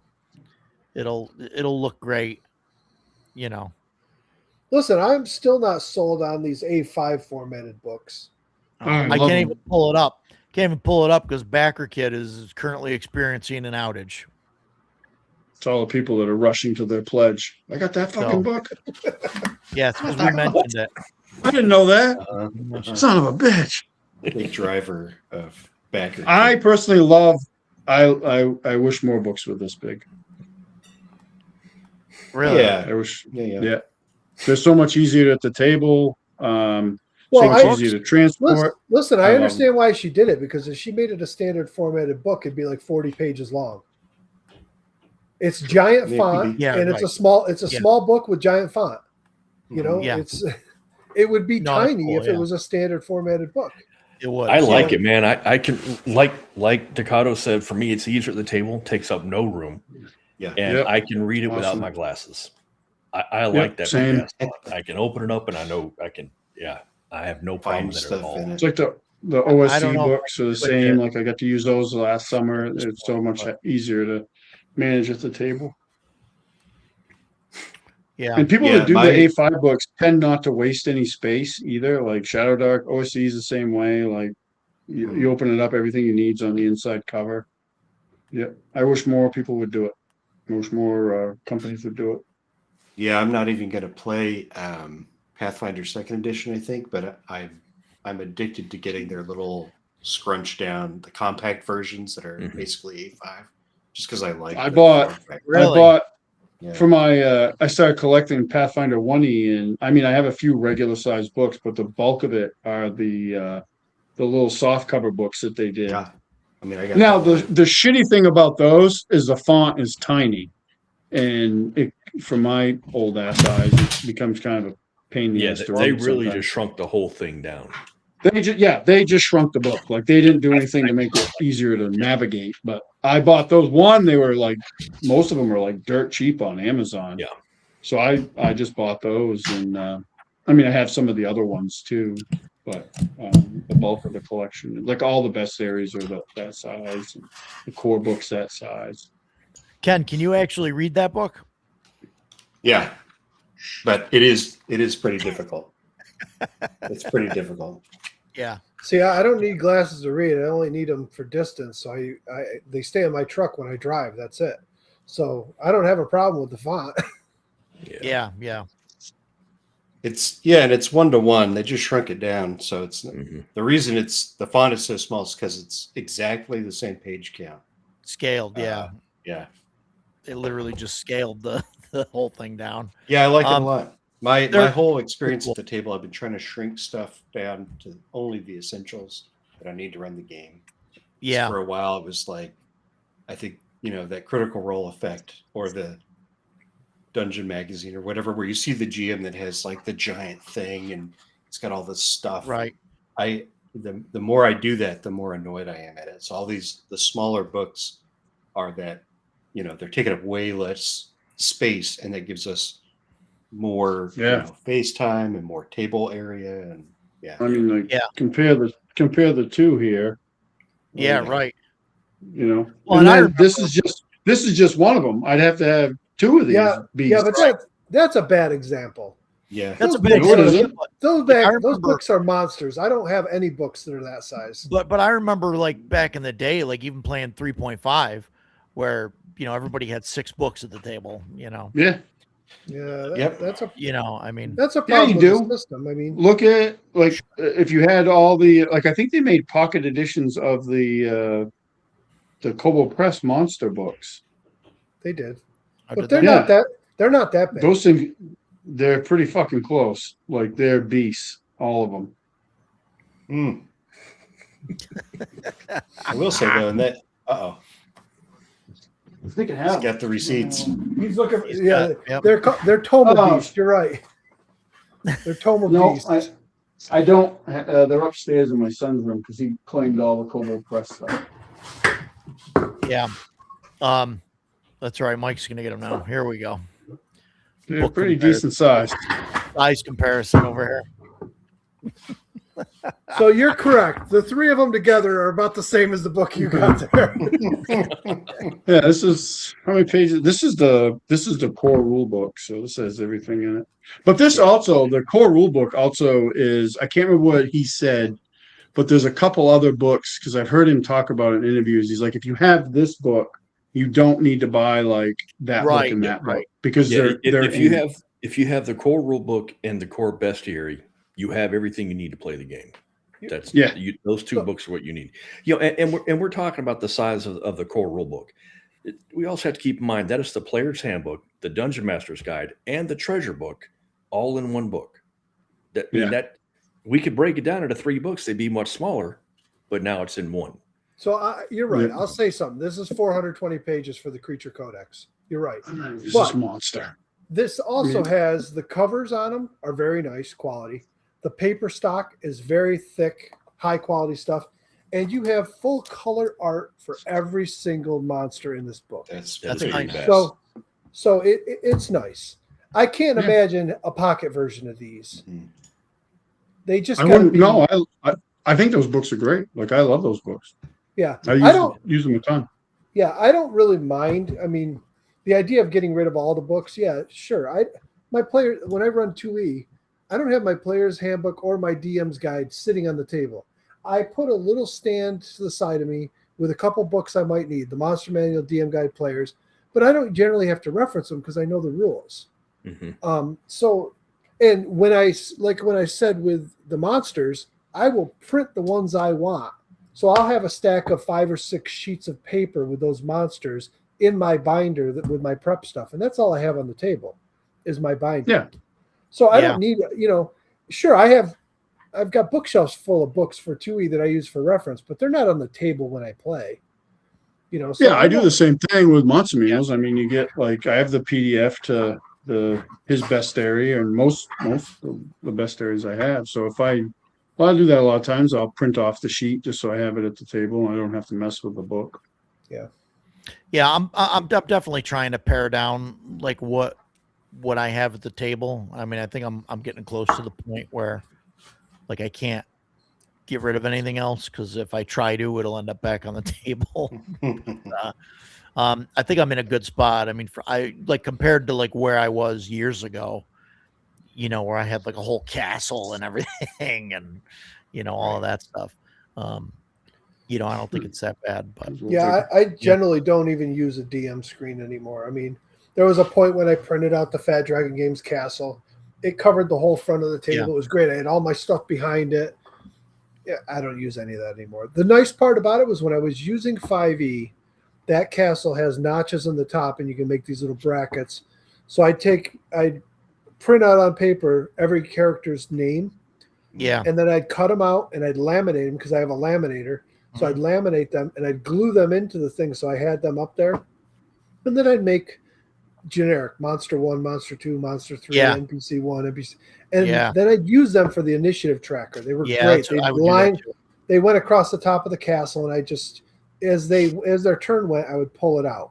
So there was no mistake in whose turn's next because they're the next one in line. That was great. But after a while, I'm like, I got this giant castle taking up half of my table. Yeah. Yeah, I Just used for to do that. that too. I have this big one from some company that's not in production anymore. And I'm at the table I'm sitting at right now is where we're used to the game. Now we do game here with smaller groups, my Thursday night group, but my CNC group's downstairs on the big table. And I have Game Master screen up there, but it's a wooden one that my son got off Etsy, and I'll have like the CNC one behind it when we play CNC, or I've thrown Dragonbane one up there if I'm running Dragonbane or whatever. I bought this thing last year thinking I was going to use it. It's beautiful, right? Yeah. So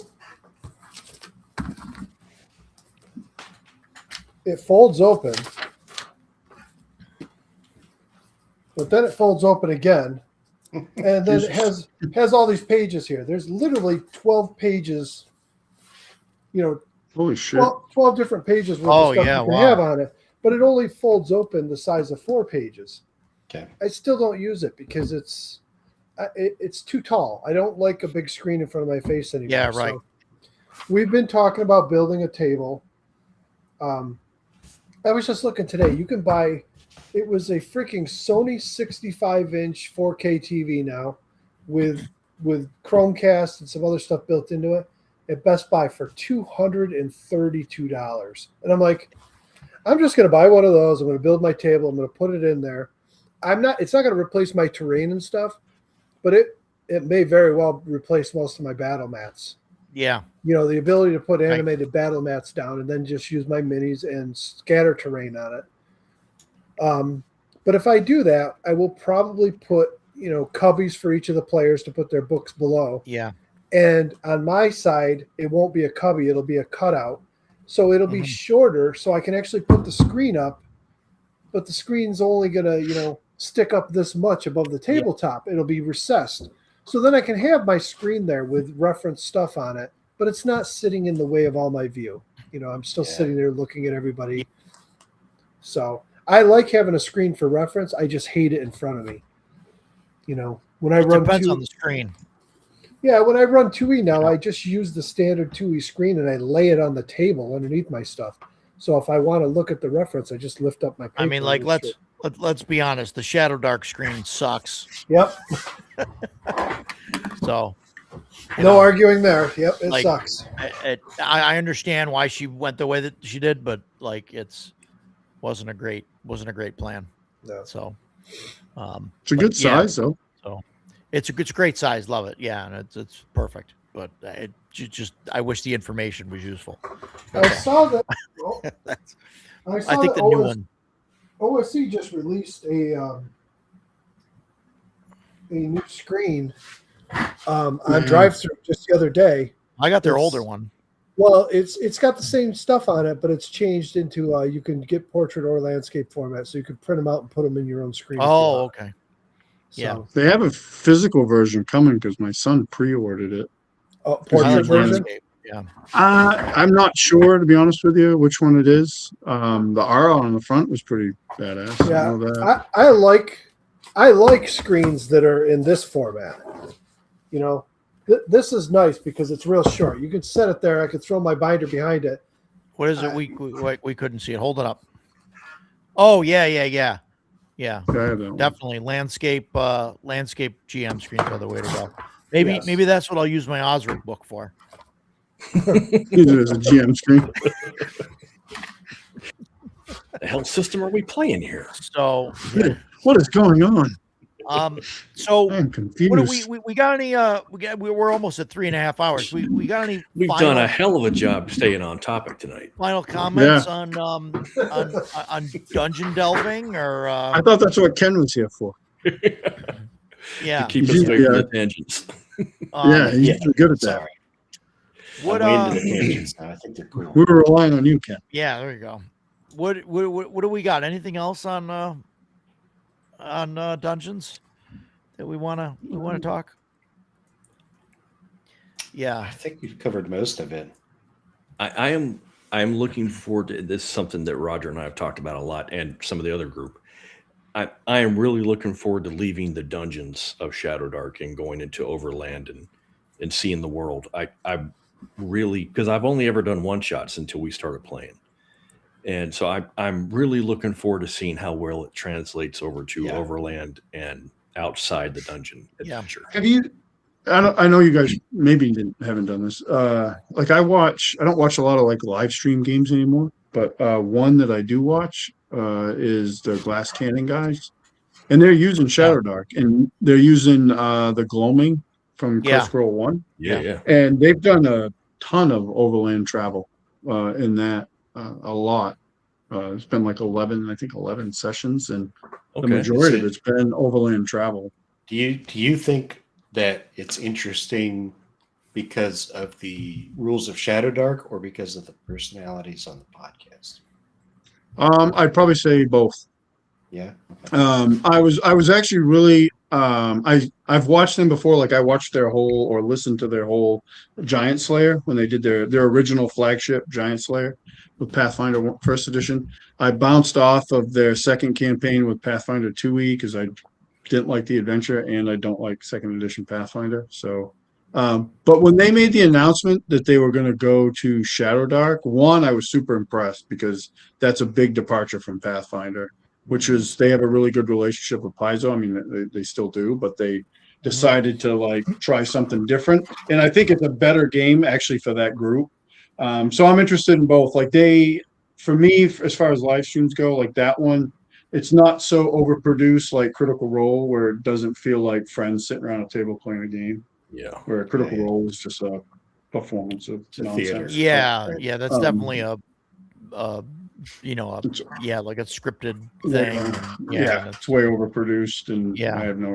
I don't care for fifth edition, so like I don't want to watch it. But Do you know? they do a lot of overland travel, so I mean it comes into play like the nighttime travel, foraging is a big thing, like your resources, you can only carry so many rations and stuff, so and that's issues that they've dealt with time and time again in the stream. They just finally got back to town. Like they're at least 11 sessions in, maybe more, and they haven't caroused yet.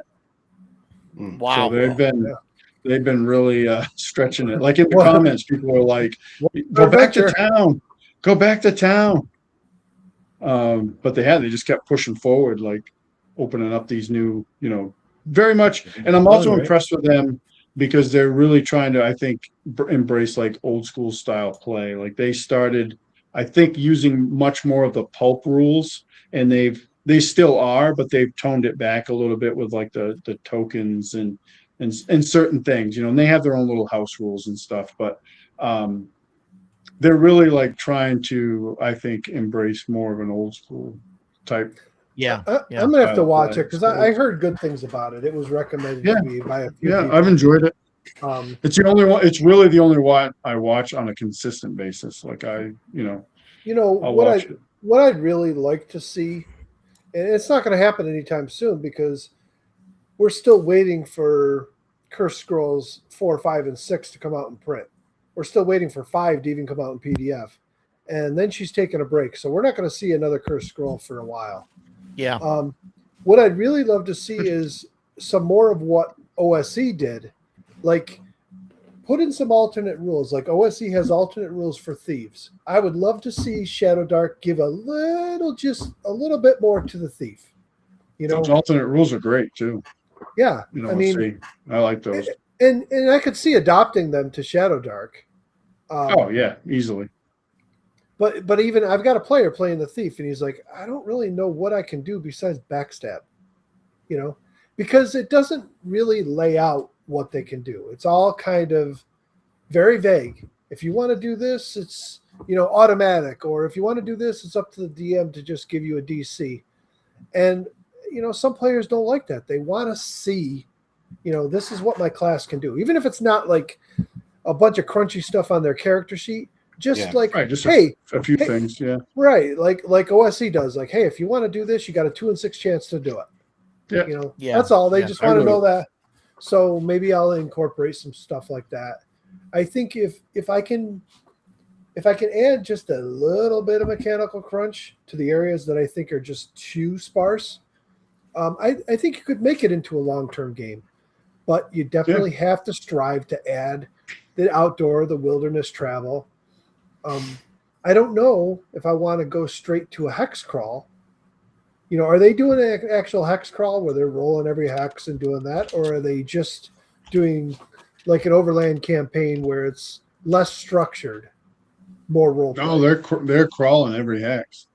Oh, are they? They'll open it up on the map. Yeah, they have I think they're using Foundry, and you'll see the map on the screen, and they'll hit. They're like, oh, okay, we're going north or whatever. So they're not rolling the hexes. They're not rolling the hexes though. The hexes are pre-rolled and planned by whoever's the DM, right? They're they're using the Gloaming book, which is they're using an existing map. Yeah. Right, but even on the Gloaming map, when you do the hex crawl rules, you're still rolling for the hexes because there might be points of interest. I'm just wondering, is that already pre-planned? The DM's already decided what points of interest are in there, so when they open it, Oh, he's I'm already sure. ready? Yeah, he probably has. So he's not Yeah. like fumbling around with it at the table because Yeah, not their doing it at the sessions table. aren't very long. Right.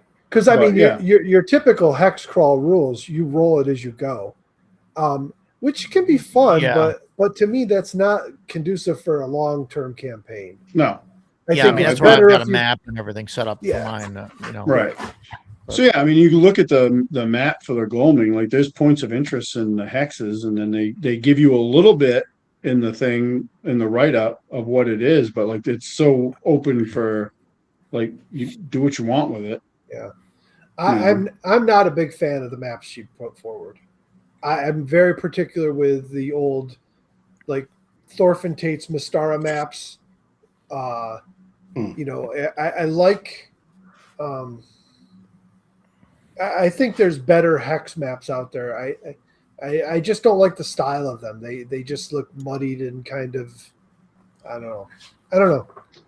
I mean, like it's- the gloaming one. I was actually going to use that for my Thursday night group, and the only reason I didn't is because at least one, if not two, of the players are watching the stream. So I'm like, well, I don't want to. If I'm going to change all these things so they don't know what it is, I might as well just run whatever I want. You know? Right. So I went with the totally something totally different. So, yeah, I think we're way off, way off Yeah. target here. We're course. we're at 3.5 hours. So, Oh, hex crawling is kind of dungeon crawling. It's just hex crawling. it's hex overland crawling, building. At a overland larger stuff, scale. That's Yeah. that's a couple weeks. We'll do that in a Okay. couple weeks. We'll do, All right. we'll do Shopping overland adventures travel. are basically dungeon crawling. Basically dungeon That's right. crawling. That'll be a short episode. We'll just be like, yeah, see our dungeon crawling episode. It's the same thing. Mhm. Yeah. Right. No, we'll talk about that. Except so outside. yeah, so that was except outside. So that was dungeon crawling. As much of that was actually dungeon crawling. But yeah, no, good stuff. Thanks everybody for coming. We'll see you guys next week. I don't know what we're gonna do yet for next week, but we'll talk about it on the appropriate channels and go from there.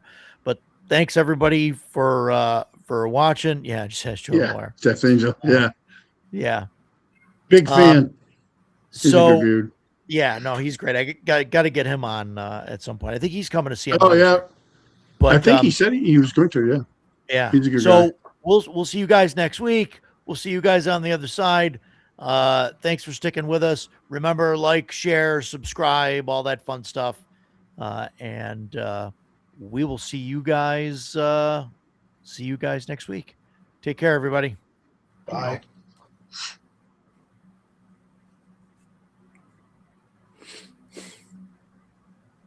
Mm.